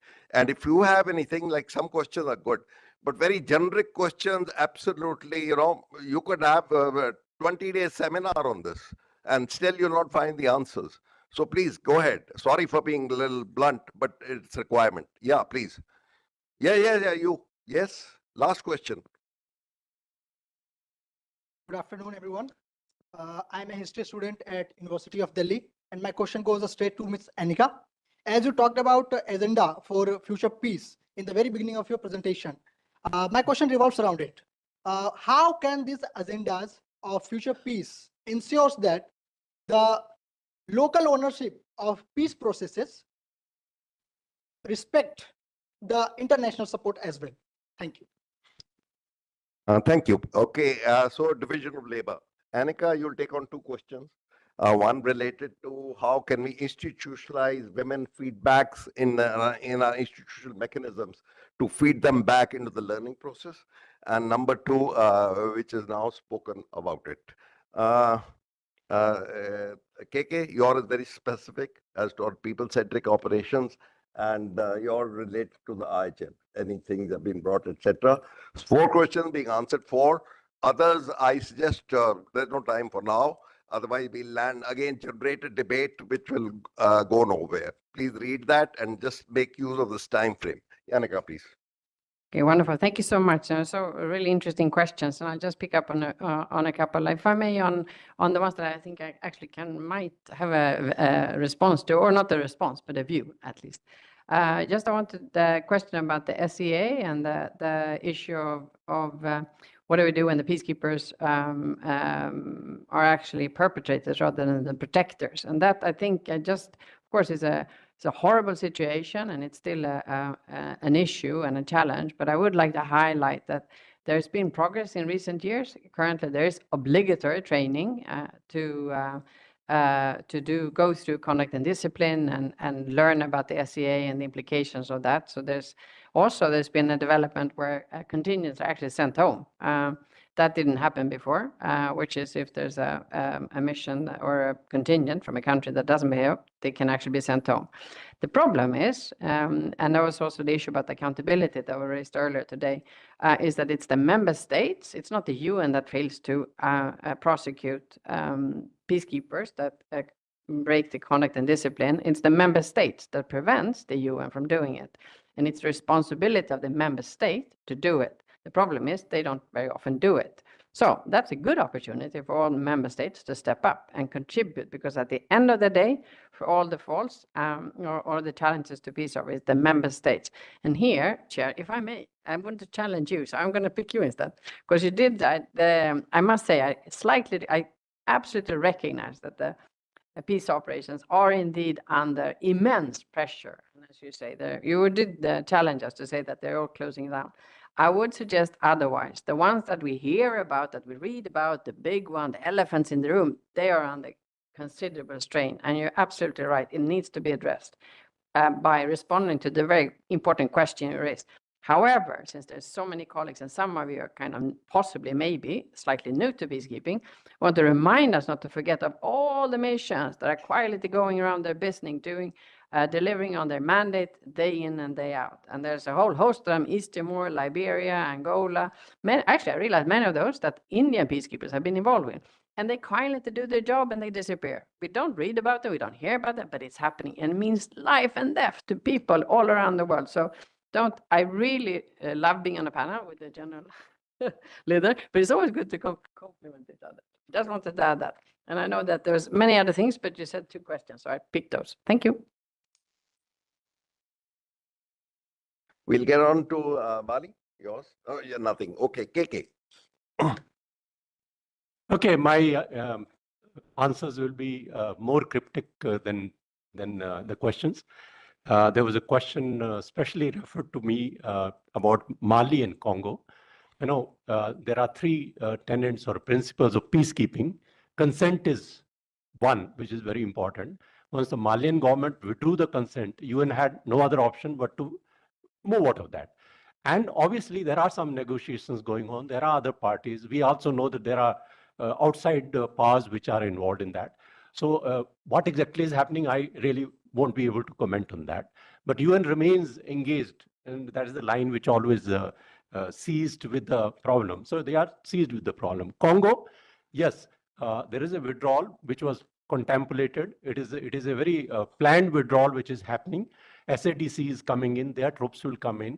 So there is some new resolution which has come, and again the UN Security Council has put down something in that. So it's not that it's an abrupt ending. Somebody is just moving out. Something which happened in Somalia, it was an abrupt ending because of whatever reasons.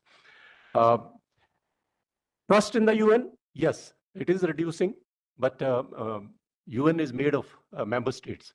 So member states have to trust amongst themselves, and then only the trust in UN will increase.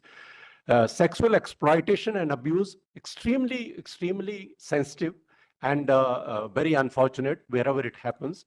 I can only say that Government of India and the Indian Army takes it very, very seriously. If there were some accusations and Indian Army carried out investigations, our very senior officers went there. So this is something which is unpardonable. And I don't think, and we train our peacekeepers against this. I can't talk about other countries and all because there are a lot of investigations still going on. So these are my quick answers to the quick questions. Thank you.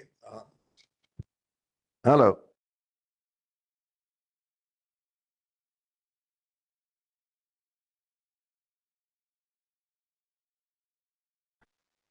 Hello. Yeah. Amongst all this dismal picture that we all have been talking about, There is a very bright horizon on the thing, and that is UNIFIL in Lebanon.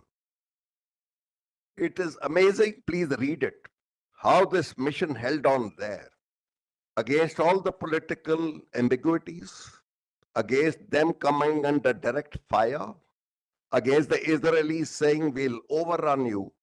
And while traditional peacekeepers wanted to call their contingents back, those of who are critical of certain part of the world, they held on. Not only they held on, I was there in Europe that time. The European Union, led by Italy and NATO and G5, were very clear that this mission is not going to withdraw. And if their peacekeepers are affected, they will impose sanctions on Israel. That is political will. That is the will of people down below, that in spite of the casualties, we'll hold on. And I'm a firm believer that if Israel has come to a ceasefire, UNIFIL has got a huge share to do. So I'm leaving you with this end, that when you, those people who are there, immaterial of the modeling that is done, it is finally the leadership on the ground. And if there is a political backing and military will, you can succeed. Thank you.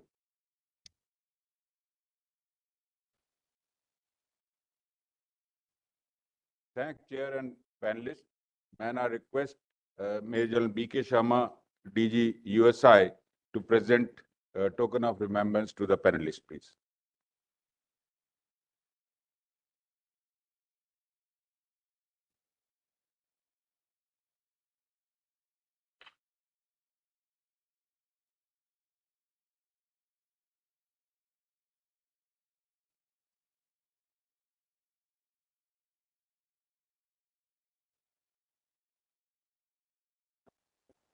Oh, chair in the end. No, no, no. Please, chair. No, no, no, no, no, no. Huh? Okay, they want to. Okay.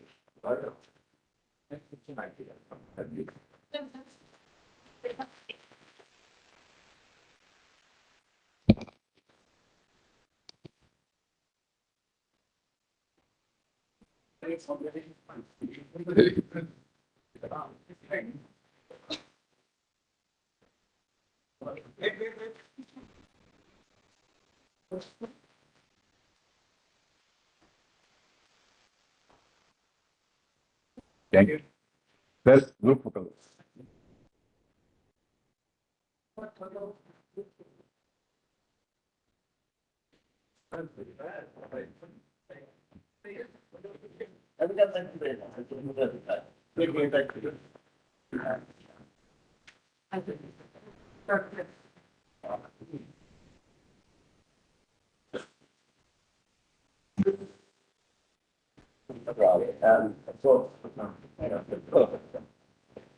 Thank you, sir. Thank you.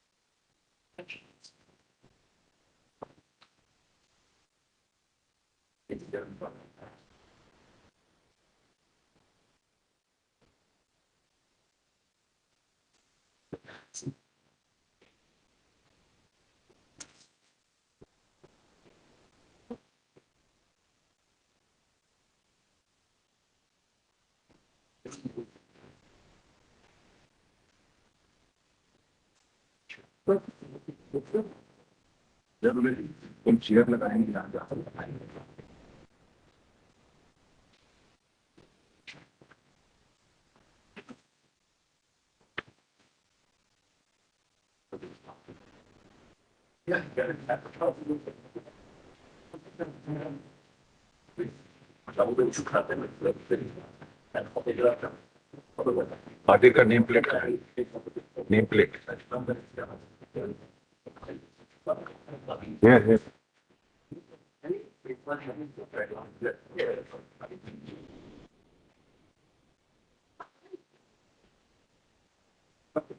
चलो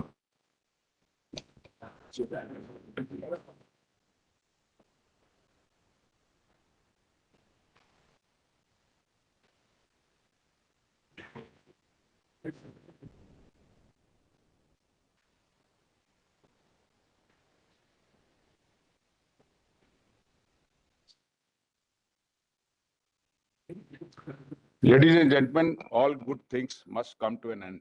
So finally, we are in the closing session of the USI Annual UN Forum 2024. For the closing session, we are fortunate to have among us Ms. Uma Shekhar, Additional Secretary, Legal and Treaties, Ministry of External Affairs, Government of India, and Lieutenant General Satish Nambiar, a complete personality on the issues related to the UN peacekeeping, and they both will be participating in the closing session. May I request you to come to the stage, sir? And I'll request DG USI as well as Mr. Kadir Omar to come on stage.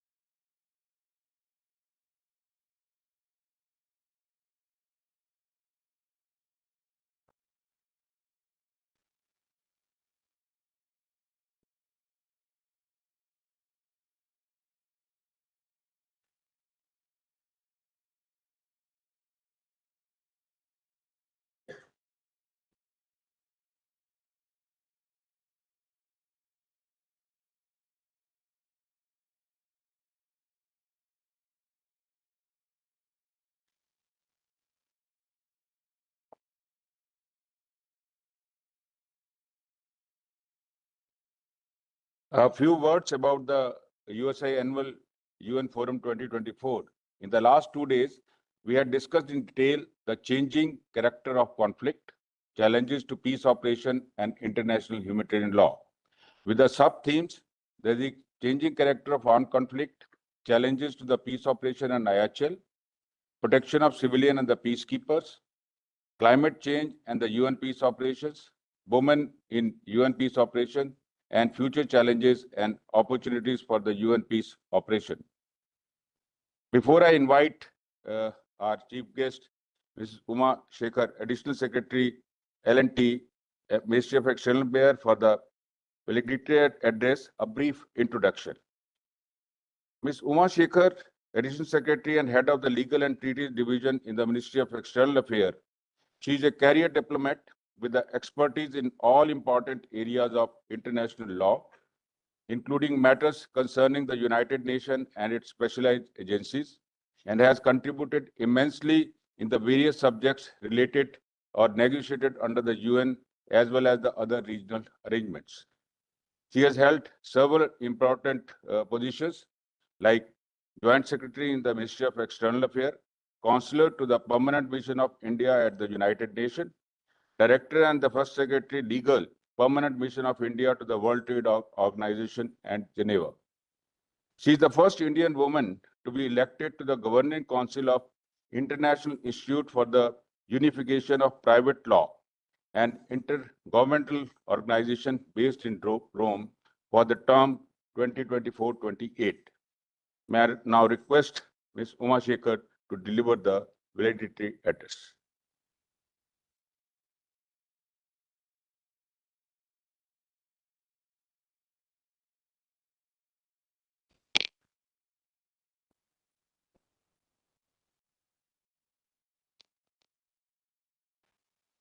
So finally, Mr. Goswami was able to collect a lot of information about me. You made my day, I say. Thank you so much.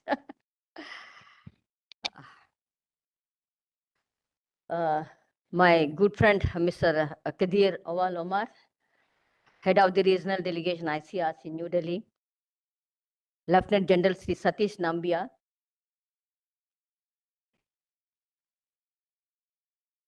Director General USI, Mr. Sharma, Major General PK Goswami, DDG USI, distinguished guests, ladies and gentlemen, a very good afternoon.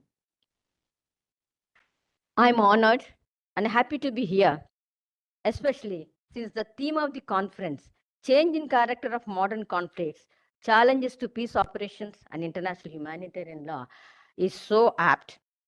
And this event is coincidentally marking the 75th anniversary of the UN peacekeeping operations initiated way back in 1948, as well as the 75th anniversary of the Geneva Conventions, where I had the opportunity to be part of those celebrations a few months back.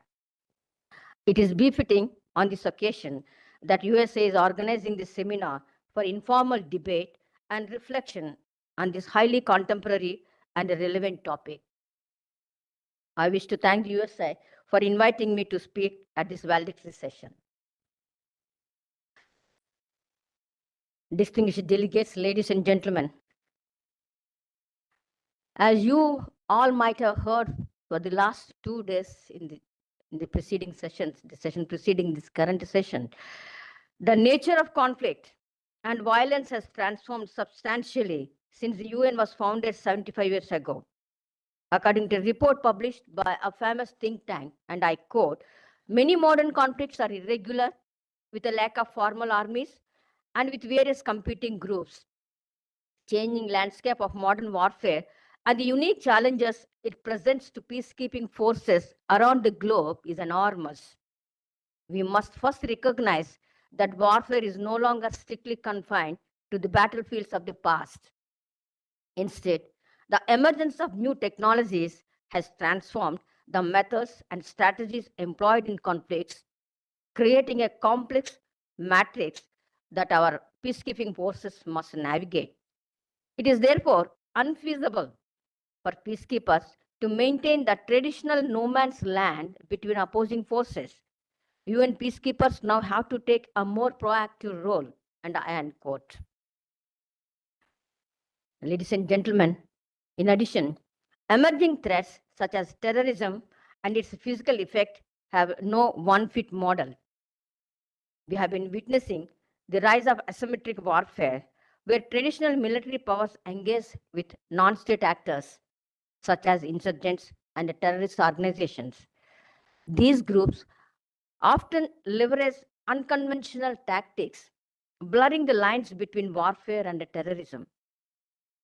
In response, peacekeeping forces find themselves operating in environments where civilian populations are too often caught in crossfire, complicating their mandate to protect and to maintain peace. Another key challenge that aggravates the already existing peacekeeping challenges is the gender perspective. Just now we heard a very rich discussion and very good questions. According to Bridges' report in 2020, research has found that women on peacekeeping missions are often ill-prepared for the magnitude of their role in preventing sexual exploitation and violence. Therefore, training is an area in need of improvement if violence against women in peacekeeping is to be reduced, let alone eliminated. Ladies and gentlemen, as I mentioned in my opening remarks, technological advances have raised several concerns. Proliferation of advanced technology has radically changed how warfare is conducted. Drones, cyber warfare, and artificial intelligence, as you all are aware, are at the forefront of this evolution. Added to this, the live streaming of extremist attacks pose huge challenges to peace operations in conflict zones, facing heightened risk as they attempt to mediate disputes and protect vulnerable populations against these remote controlled assaults. Of course, the challenges to international humanitarian law need not be overemphasized. Just now we heard from the experts. States are currently engaged into discussions, debates to address these challenges as to how the principles of international humanitarian law is applicable to this new and emerging technologies. And I am part of these discussions also. Distinguished delegates, I'm happy to be here that for the past 2 days that this conference has touched upon the major challenges affecting peace operations during the conflict, be it technology, climate change, as well as gender dimension. Experts through the rich debate dilated on the way forward, including the role of the UN and the relevant stakeholders in ensuring IHL principles work to handle peace operations as it is in the crosshairs of complex terrain currently faced by the international community. Distinguished delegates, ladies and gentlemen, the genesis of the UN peace operations, as you must all have heard for the last 2 days from experts from these rich discussions, can be attributed to the indispensable requirement of maintaining international peace and security, and their evolution is shaped by the practice of the UN to respond effectively to the dynamic nature of the armed conflicts. In addition, it also facilitates the political process, protects civilians, assists in disarmament, demobilization, and reintegration of former combatants, support the organization of elections, protect and promote human rights, and assist in restoring the rule of law. The 3 principles that guide peacekeeping: consent of the host state, impartiality, and non-use of force, of course, except in self-defense or in defense of the mandate, are evolving in parallel with the new challenges. Peace operations today are multidimensional, made up of military, police, and civilian contingents. Consent for UN peacekeeper deployment no longer requires an active peace treaty or agreement, and peacekeepers now frequently operate in sight of active conflict with robust mandates to protect the civilians. Ladies and gentlemen, as we all are aware, UN peacekeeping operations are established by the Security Council as subsidiary organ of the Council, and as such are formally part of the United Nations.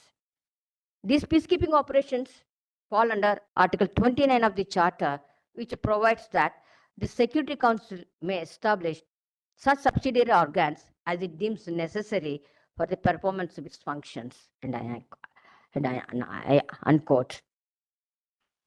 While peacekeeping operations is made up of groups contributed by the member state, nevertheless, from a legal standpoint, it is not a collection of individual member states, but is a single entity. As peacekeeping operations are formally part of the UN, they are bound by international obligations that are incumbent upon the UN. Taking the UN Secretary General's bulletin issued way back in 1999, one may say that there is a clear indication that the UN has recognized that UN peacekeeping operations must be conducted in a manner consistent with IHL. However, there are a number of outstanding issues concerning how, in specific instances, IHL applies to UN peacekeeping operations. These issues have surfaced or resurfaced in recent times following the establishment of peacekeeping operations with a robust mandate. Another issue which experts are currently debating is whether there are circumstances in which a UN peacekeeping operation itself could be considered as a party to an armed conflict. I'm sure the rich debate experts engaged into for the last 2 days must have thrown some light in this regard. Because this issue is a particular concern to a number of member states contributing troops to peacekeeping operations, as there may be serious legal consequences. In particular, the argument that military personnel of a mission could lose the protection from attacks and become lawful targets when a mission becomes a party to an armed conflict has raised concerns. It could also endanger civilian personnel in peacekeeping missions, as well as anyone seeking protection in such situations and missions. Many states who are contributing peacekeeping operations in UN missions have taken a view that UN peacekeepers acting under a lawful mandate of the Security Council should never be regarded as parties to a conflict or lose the protection that they generally enjoy. This issue largely remains unresolved, though addressed in few cases by the international tribunals. Ladies and gentlemen, I have made a small attempt to sketch out the different legal challenges which UN peacekeeping is currently facing. There are, of course, other challenges, both legal and non-legal, such as more effective protection of civilians by UN peacekeeping missions and their further contribution to preventing armed conflict or finding a lasting political solutions to conflicts in the countries in which they are deployed. Distinguished delegates, ladies and gentlemen, as you all are aware, India is the largest cumulative contributor to peacekeeping. India deployed more than 250,000 troops in more than 50 missions over the last 7 decades. I'm sure that experts for the last 2 days would have dealt upon some of the contemporary challenges of peacekeeping currently faced in view of the changing character of the conflicts. As I mentioned earlier, peacekeepers often serve in complex and deteriorating security environment where they are targeted by hostile actors and face asymmetrical threats. According to the expert report, crimes committed against peacekeepers experienced an upsurge from the year 2013 onwards, which engendered a climate of impunity that subsequently escalated in the perpetration of malicious acts targeting peacekeepers. States and international organizations have indeed expressed strong condemnation, concerns regarding the challenges in bringing to justice the perpetrators of crime committed against peacekeepers. The upward trajectory of crime rate is worrisome. Despite the implementation of various UNSC resolutions, initiatives such as the Secretary General's Action for Peacekeeping in this regard. Perhaps it's time to examine the gaps in the existing legal framework governing peacekeepers, including within the framework of the international humanitarian law. Of course, India, along with troop contributing countries, is trying its bit in the form of establishing an informal group in 2022 as the Group of Friends to promote accountability for crimes against peacekeepers to facilitate the implementation of the UNSC Resolution 2589. In my understanding and my opinion, we must strengthen partnership among nations, share intelligence, and develop training programs to ensure that peacekeeping forces are equipped to face new challenges head-on. Due to their complexity, many of the issues discussed may require further reflection in the light of evolving state practice. Finally, while I conclude by reiterating Government of India's commitment to peacekeeping operations, I hope that the deliberations in this conference will provide some fruitful thought on these complex issues to research upon further.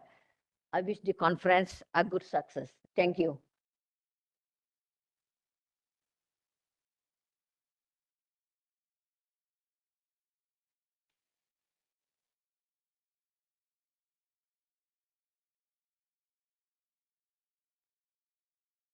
Thank you, Ms. Uma Shekhar, for your kind address. Now I'll be requesting General Satish Nambiar for the closing remarks. Before that, a brief introduction. General is a veteran of 1965 and 71 wars, former head of the mission and force commander of UN mission in Yugoslavia, and former director of the USI of India. He is a well-known and acclaimed personality on the issues related to the UN peacekeeping. He has to his credit the establishment of the Center for UN Peacekeeping in 2000 in the USI. He was co-opted much before his retirement as on the International Advisory Board of the Pocket Bronder Academy in Sweden now which founded the Challenges Forum before the USI became a partner of the Challenges Forum. He is recipient of the third highest Army Gallantry Award, that is Veer Chakra, besides other decorations. His contribution to the national security affairs was recognized, and he was awarded Padma Bhushan, second highest civilian honor in the India. May I now request General Nambiar to deliver the closing remarks.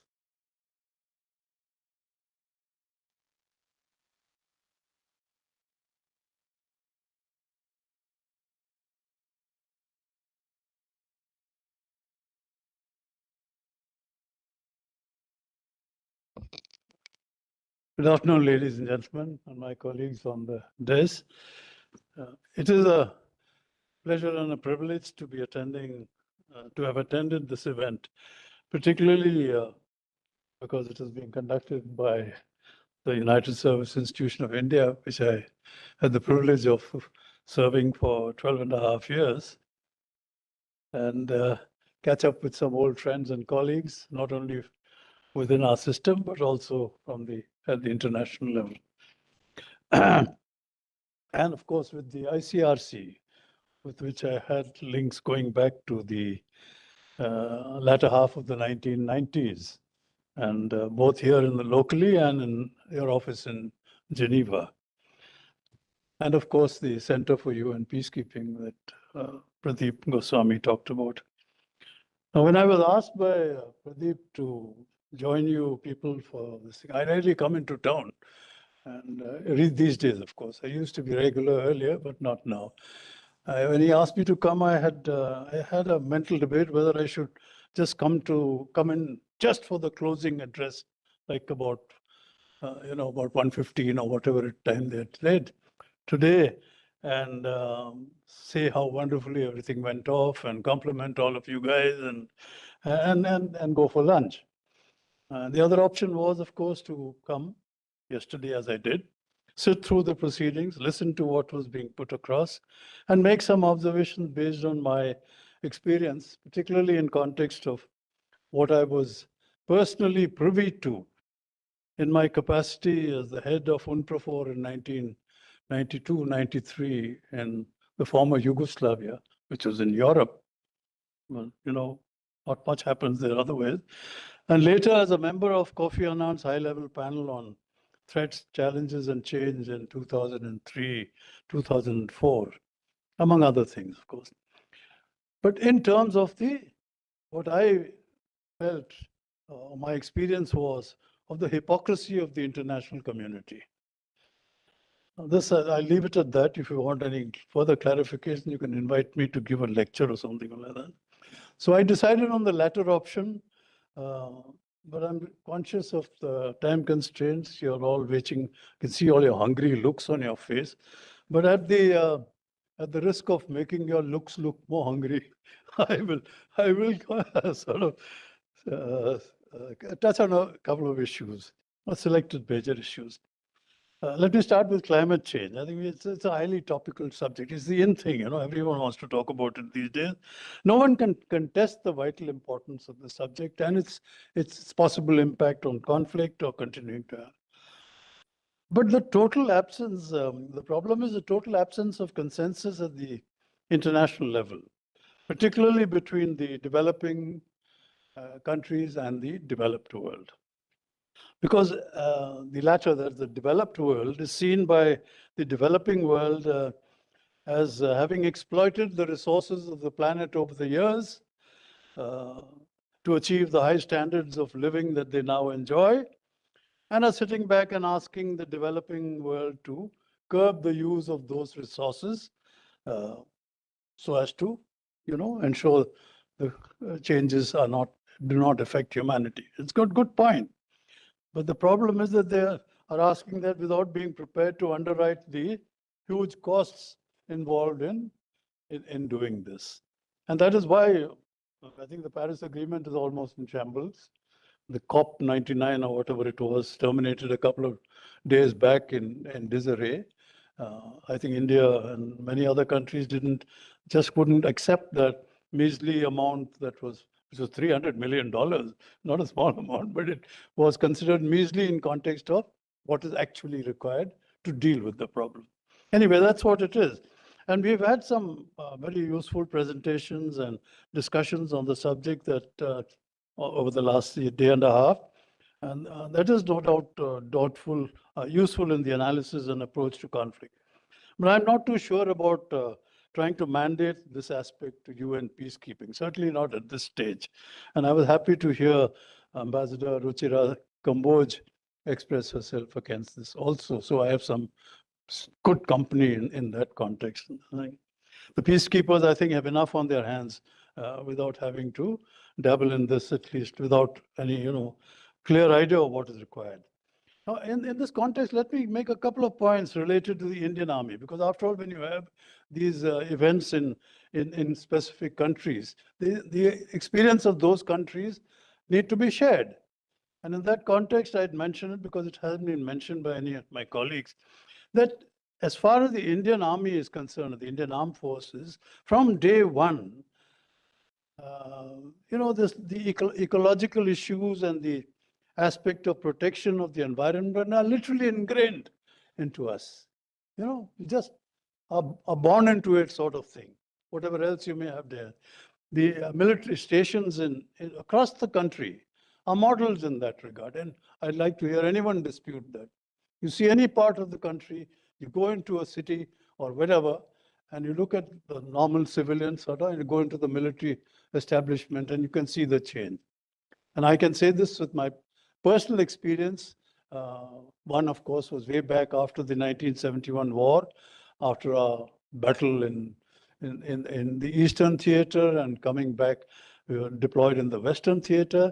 And after the Shimla Agreement, I was then, by that time, in command of my battalion, or one of the battalions that I commanded. And we were moved after the Shimla Agreement from the Fazilka sector to Chandi Mandir. Chandi Mandir is a new military station at that time. And today you walk into Chandi Mandir, it's all green, green, green all over. You can't see the buildings, in fact, because of the greenery that prevails. And my second experience was when I was tasked to raise a mechanized brigade in Hisar, 2,000 acres of sand. That's what they told me, to raise a brigade group there. And besides raising the brigade group, I got hold of, with my staff, got hold of the State Department Forest Department, and got trees planted. And today that station is one of the prized stations, peace stations. You drive past it, you can't even see there's such a big station exists because of the greenery that's there. So this is what I said. Why I'm mentioning this is because our peacekeepers, therefore, don't need to be told about ecology and protection of the environment. They might have to be reminded by us, by the CU and PK before they go out. That's all. They'll go there and should be able to do it. And finally, on this aspect, I must mention that not even many of my colleagues sitting here probably know or remember that in the late 1980s, I think that's meaning the Indian Army, had put in place a couple of territorial army battalions, which are called ecological battalions. And these were for forestation in the hills along our northern borders. I don't know whether they still exist, but they were there. Some of you probably aware. The second aspect is on women in peacekeeping. I don't think this is a subject which requires any discussion, though we've had a lot of discussion and presentations on it, because they have a unique contribution to make in peacekeeping. And I'm only talking of peacekeeping here. I don't want to get into the larger issue at the broader level, because that's not the subject of our seminar here. So there's no question about it. It's an absolute must to bring in more women and into the process. But the problem is in terms of contribution, because most top-level contribution of personnel to the UN peacekeeping today are from the developing world. I think today is what the largest number is probably from Nepal, second is from Rwanda, third is from India, next is Pakistan or something like that. And these countries do not, for talking of Nepal, was the largest country. I had 2 Nepalese battalions under my command in UNPROFOR. I didn't see a single woman among all that. And I'll talk about the others later, but in my own country, I commanded 2 battalions, a brigade, a division. I don't remember seeing any women other than the medical officers and the nursing staff. Now, in any of my units. Of course, it's all that is a long time ago, so that I'm sure things have changed now. There are people here. We just listened to some of them here. But what I've listened to now, here again in India, for instance, in the last few years, as I've been following events, the focus is on officering, women officers. Most of the talk is about women officers, induction of women officers. The rank and file, I think recently there's some efforts to induct military police women. I think that's about all. Otherwise, not even in the trades categories do we have women in the rank and file, I'm saying. Even today, I'm not sure. But I was happy to hear from Navita that in the field now, in units, in the rank and file, you have some people from the Assam Rifles and what is it? And the military police. The Assam Rifles is a paramilitary force. It's not a military Indian Army force. So, of course, it's a good thing to have someone at that level, and that I think, because it's so important, because where are the women required? When a patrol is going out or something, you have a woman or two in that patrol, and you hit a particular village or something like that, the women and children of that village straight away comforted by the fact that they see a woman in that patrol. Whereas all of us have been otherwise doing it the other way about. As I said, my personal experience in UNPROFOR, I'm sorry, I didn't see any women in command positions in any military units that I had. And I had 34 military personnel from 34 countries under my command, which include most of Europe and Russia, South America, Africa, and all that. I didn't see any women in command positions at that time. Yes, there was a sprinkling in the developed country contributors like Sweden and others who had, my headquarters was staffed by the Swedes, and therefore, there were, in the clerical categories or drivers or things like that. That was what it was. So, and in our countries, it's developing world is still not caught on. And as I said, I had countries, Nigeria, Kenya, Algeria, Egypt, Ukraine. I hardly saw any women in those contingents. And I had a similar experience when I was the deputy chief. I visited our contingent in Somalia when Mono Bhagat was commanding the brigade there. I don't think you had any women in the units, or you had one. Well, you had the officer. Yeah, but as an officer you're talking. That's right. The medical unit was there. That's okay. The medical officers, there were so many women right from the time we were born, I think. That's not, but I'm talking of the other, in the combat units. But many initiatives, I think, are in place, and I hope the situation changes, and we are able to, if we are able to induct more women at the various levels, officers certainly, has started. There's no doubt. I go to my old units and all which are there today. The units themselves don't have any women in the rank and file, but officers, yes, the odd person is there. Okay, and in the civilian police, that is happily we have a good state, because induction of women into the police structures has been happening for a long, long time. And that is why you heard so many of our speakers refer to the contribution that the civilian police contingent made in terms of women participation. Now, on the wider plane, I think a point I wish to bring to your notice is that at the G20 meeting under India's presidency last year, a women's empowerment working group was established, and it held its first ministerial meeting in Brazil last week, focusing on gender equality, empowering women, and eliminating violence against them. So I think the point I'm trying to make is that we do not need any prodding in this. The consciousness is there. It's only a question of things happening. protection of civilians. Again, it hardly needs any, there's not a subject for any debate or something like that. That has to be the focus today in the missions in the field, and rightly so. And it has to be addressed effectively. But to that effect, the mandating must be appropriately done and resources provided. I think someone referred to that this morning also. But most importantly, it needs unqualified political support, which I'm sorry to say in most missions is sadly missing. Political backup support for such a thing. Because why I say this is because this question of use of force to deal with, let's say, some violence against women and the peacekeepers, it's not a new concept. I mean, these days when we talk about it, there are a lot of people who pretend that it's something entirely new. The force, use of force, Indian contingent in Congo in the late 1960s or mid 1960s, when we contributed 2 consecutive brigade groups to the then Congo. I think it was 60 or 61, whatever it was. And when they had problems, I think that Katangi's rebels took up arms under Moses Shombe, and the UN Security Council mandated that mission. It was called ONUC, I think, ONUC. It was then French term. French terms used to be prevalent more than English terms in terms of what is happening in UN circle. But the UN Security Council, in its wisdom, mandated use of force. And this brigade group of ours, which was deployed,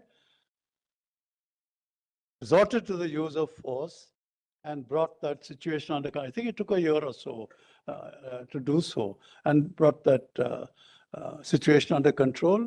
The rebels were neutralized, and relative peace was restored to the Congo at that time.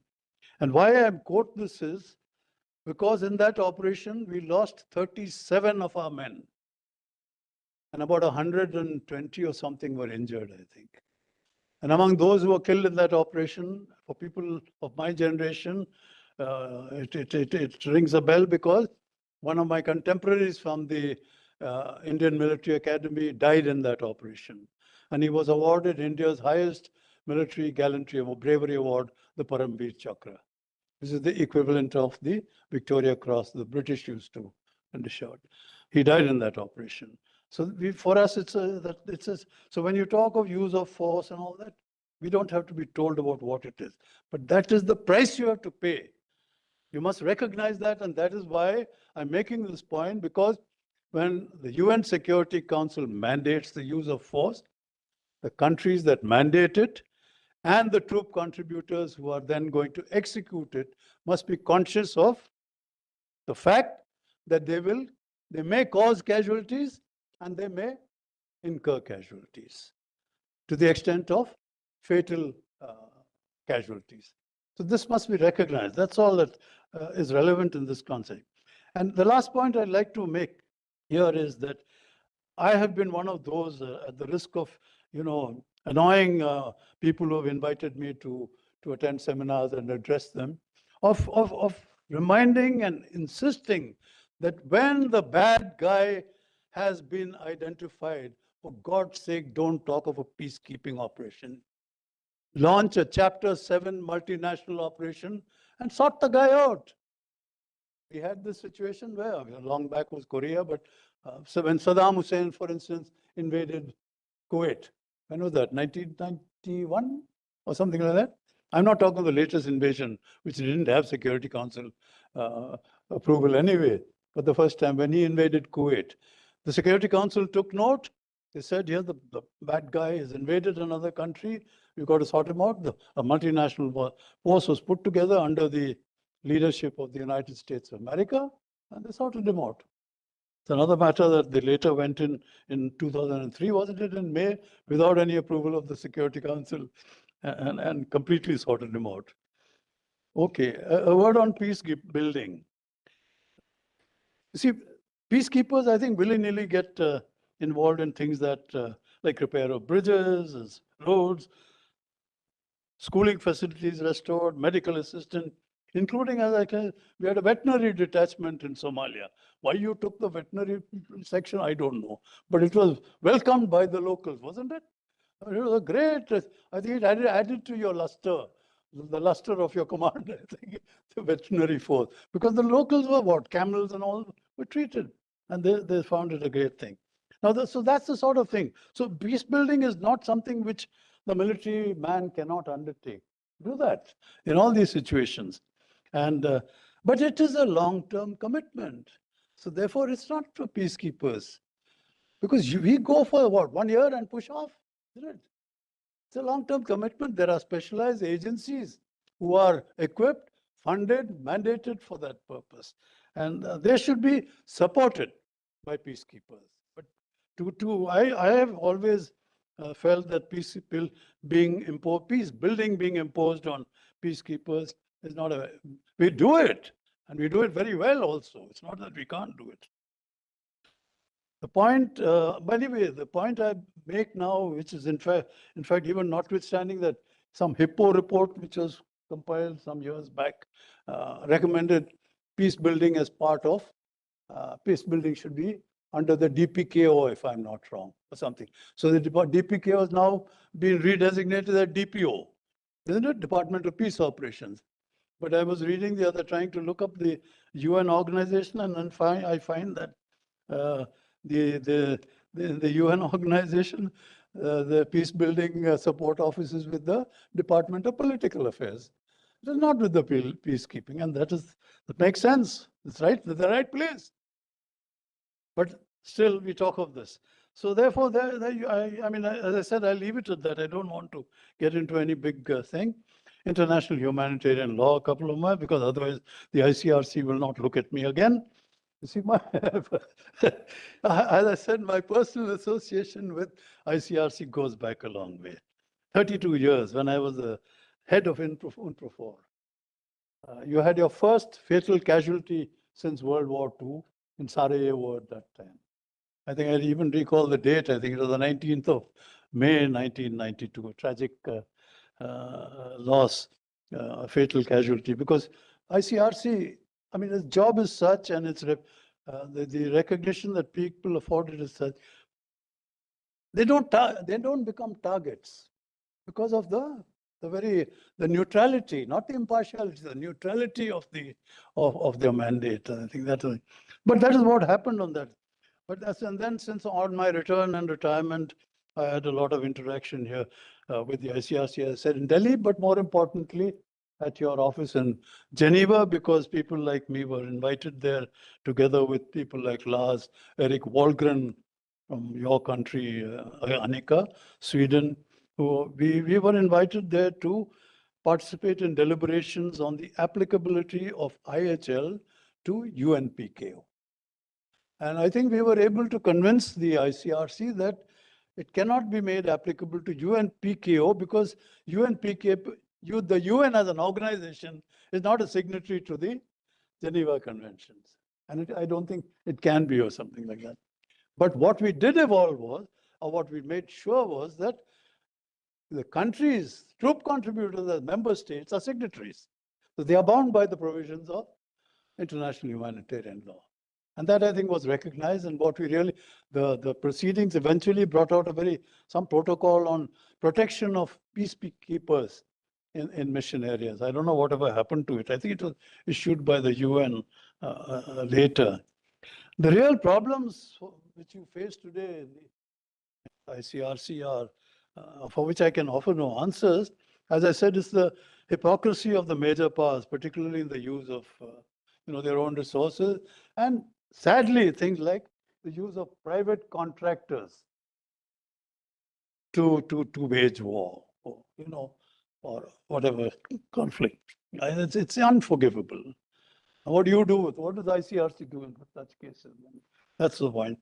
The fact that in a large number of conflicts you have to deal with non-state players who are not bound by the Geneva Conventions is your main problem. I'm sure you recognize it. And I think my advice has always been to my colleagues in ICRC cannot and must not be the organization that is responsible for compliance of IHL. That's not your job.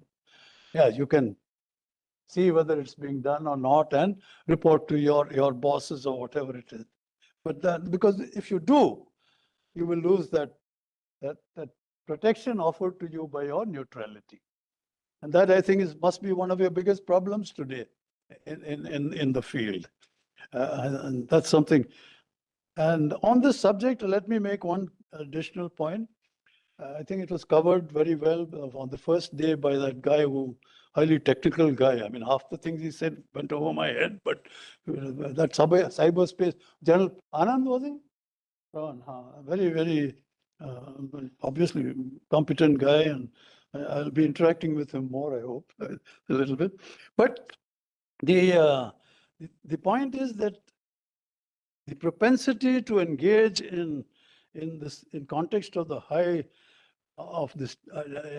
technology that's available is making wars more likely, easier to prosecute. That's the problem which really arises. And here I won't go into this in detail, but for those of you who are interested, particularly my young colleagues who are sitting here, the students who have come from whatever universities and others are, you've got my name there, isn't it? Go back, access YouTube, just punch my name in that search engine. And there is a talk that I was asked to put together, which has been recorded on, it's called The Ethics in War or something like that. Ethics in Future Warfare. That's what it is. So you'll find that among various others, but try and use, it's about an 18-minute talk. It'll be revealing in some ways. I'll leave it at that because otherwise you might even miss early dinner if I carry on. Okay, so we'll leave it at that. Okay. Right, the last point. Last point meaning the general point, future of the United Nations.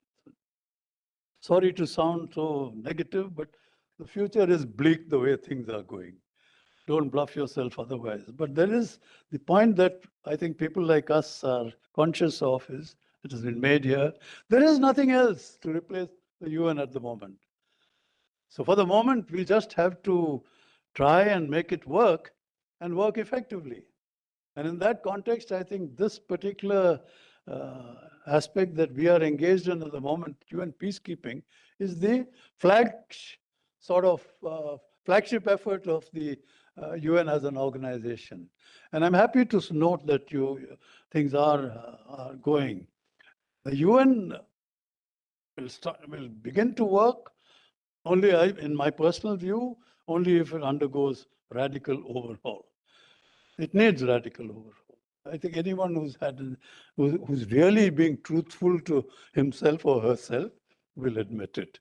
Okay, and I'll give you a classic personal thing. When I was deputed as the head of this force in former Yugoslavia, the head of the peacekeeping force, I was then the Director General of Military Operations here.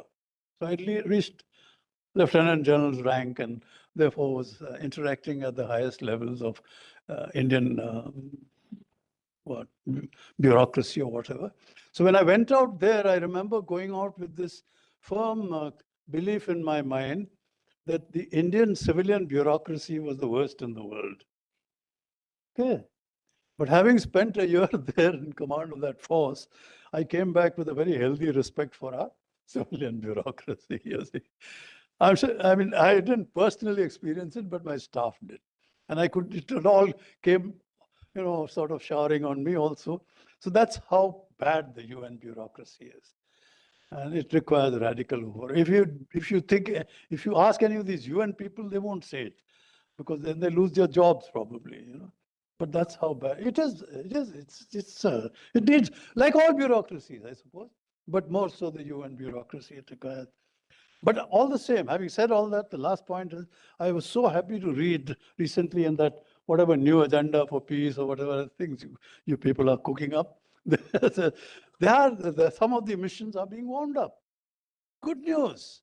Something people like us have been yelling from the rooftops for ages. At least they're being wound up. Some are on whatever drawdown programs or whatever they're going on. And there is, of course, at long last, a recognition of the need for multinational force engagement. The point I was making about Chapter 7 multinational. I was happy to read that sentence somewhere in this latest thing. And lastly, of course, I was very, very pleased to read that there is also something going on, which you, I think, Anika mentioned, about financing AU-led operations in Africa. Long overdue, because the UN cannot go everywhere. But the AU doesn't have funds to carry on the rest. So they needed funding. So happy to, I leave it at that. There's a lot more that can be said, but I said I didn't want to, but I had to do justice to this closing address that you asked me to do. So thank you very much for your patience. And thank you, USI and ICRC, for having invited me.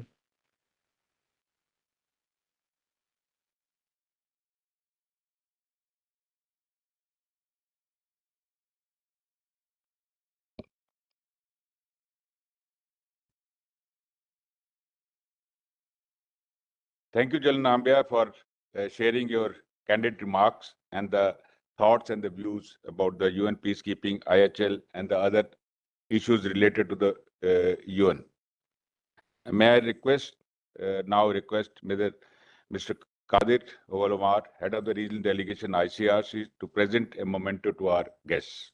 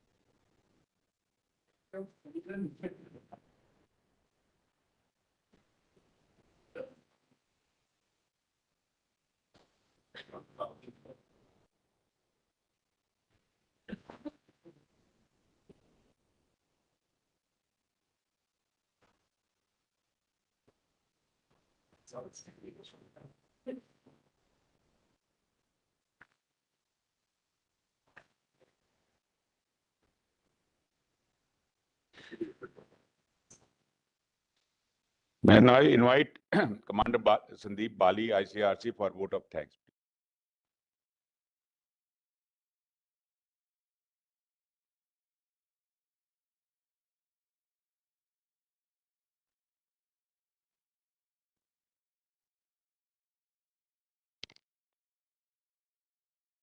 Ms. Uma Shekhar, General Nambiar, General Sharma, General Goswami, Mr. Kadir,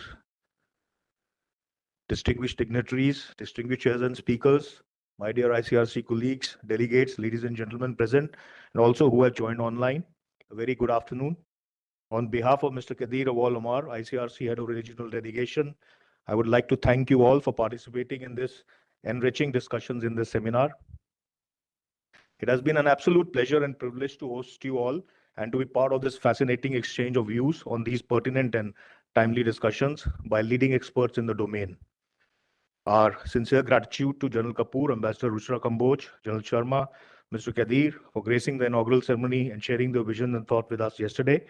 Special thanks to Ms. Uma Shekhar for the valedictory address and General Nambiar for closing address.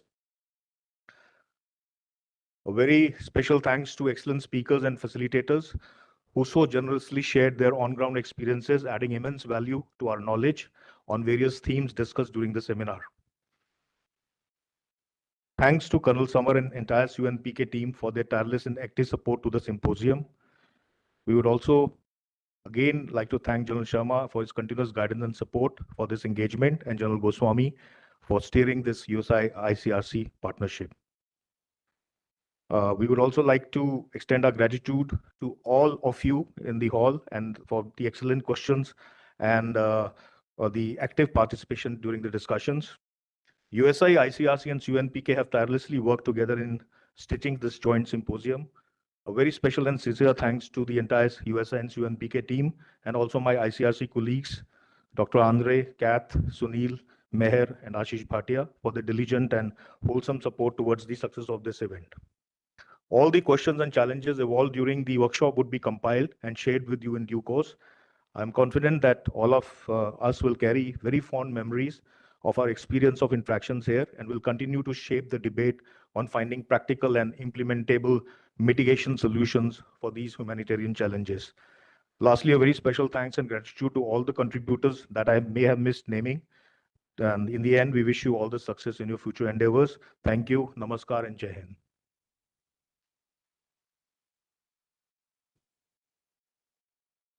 At the end, ladies and gentlemen, I like to just quote, every story has an ending, but every ending is a new beginning. So with this, we close the USI Annual UN Forum 2024 and will again meet in 2025 with a new theme. I hope you enjoyed, and my best wishes to the participants who have traveled to Delhi from outside Delhi and my foreign friends who have taken all the journey to Delhi. I hope you enjoyed the stay and have a comfortable stay. May I now request you all to join us for the lunch in the courtyard.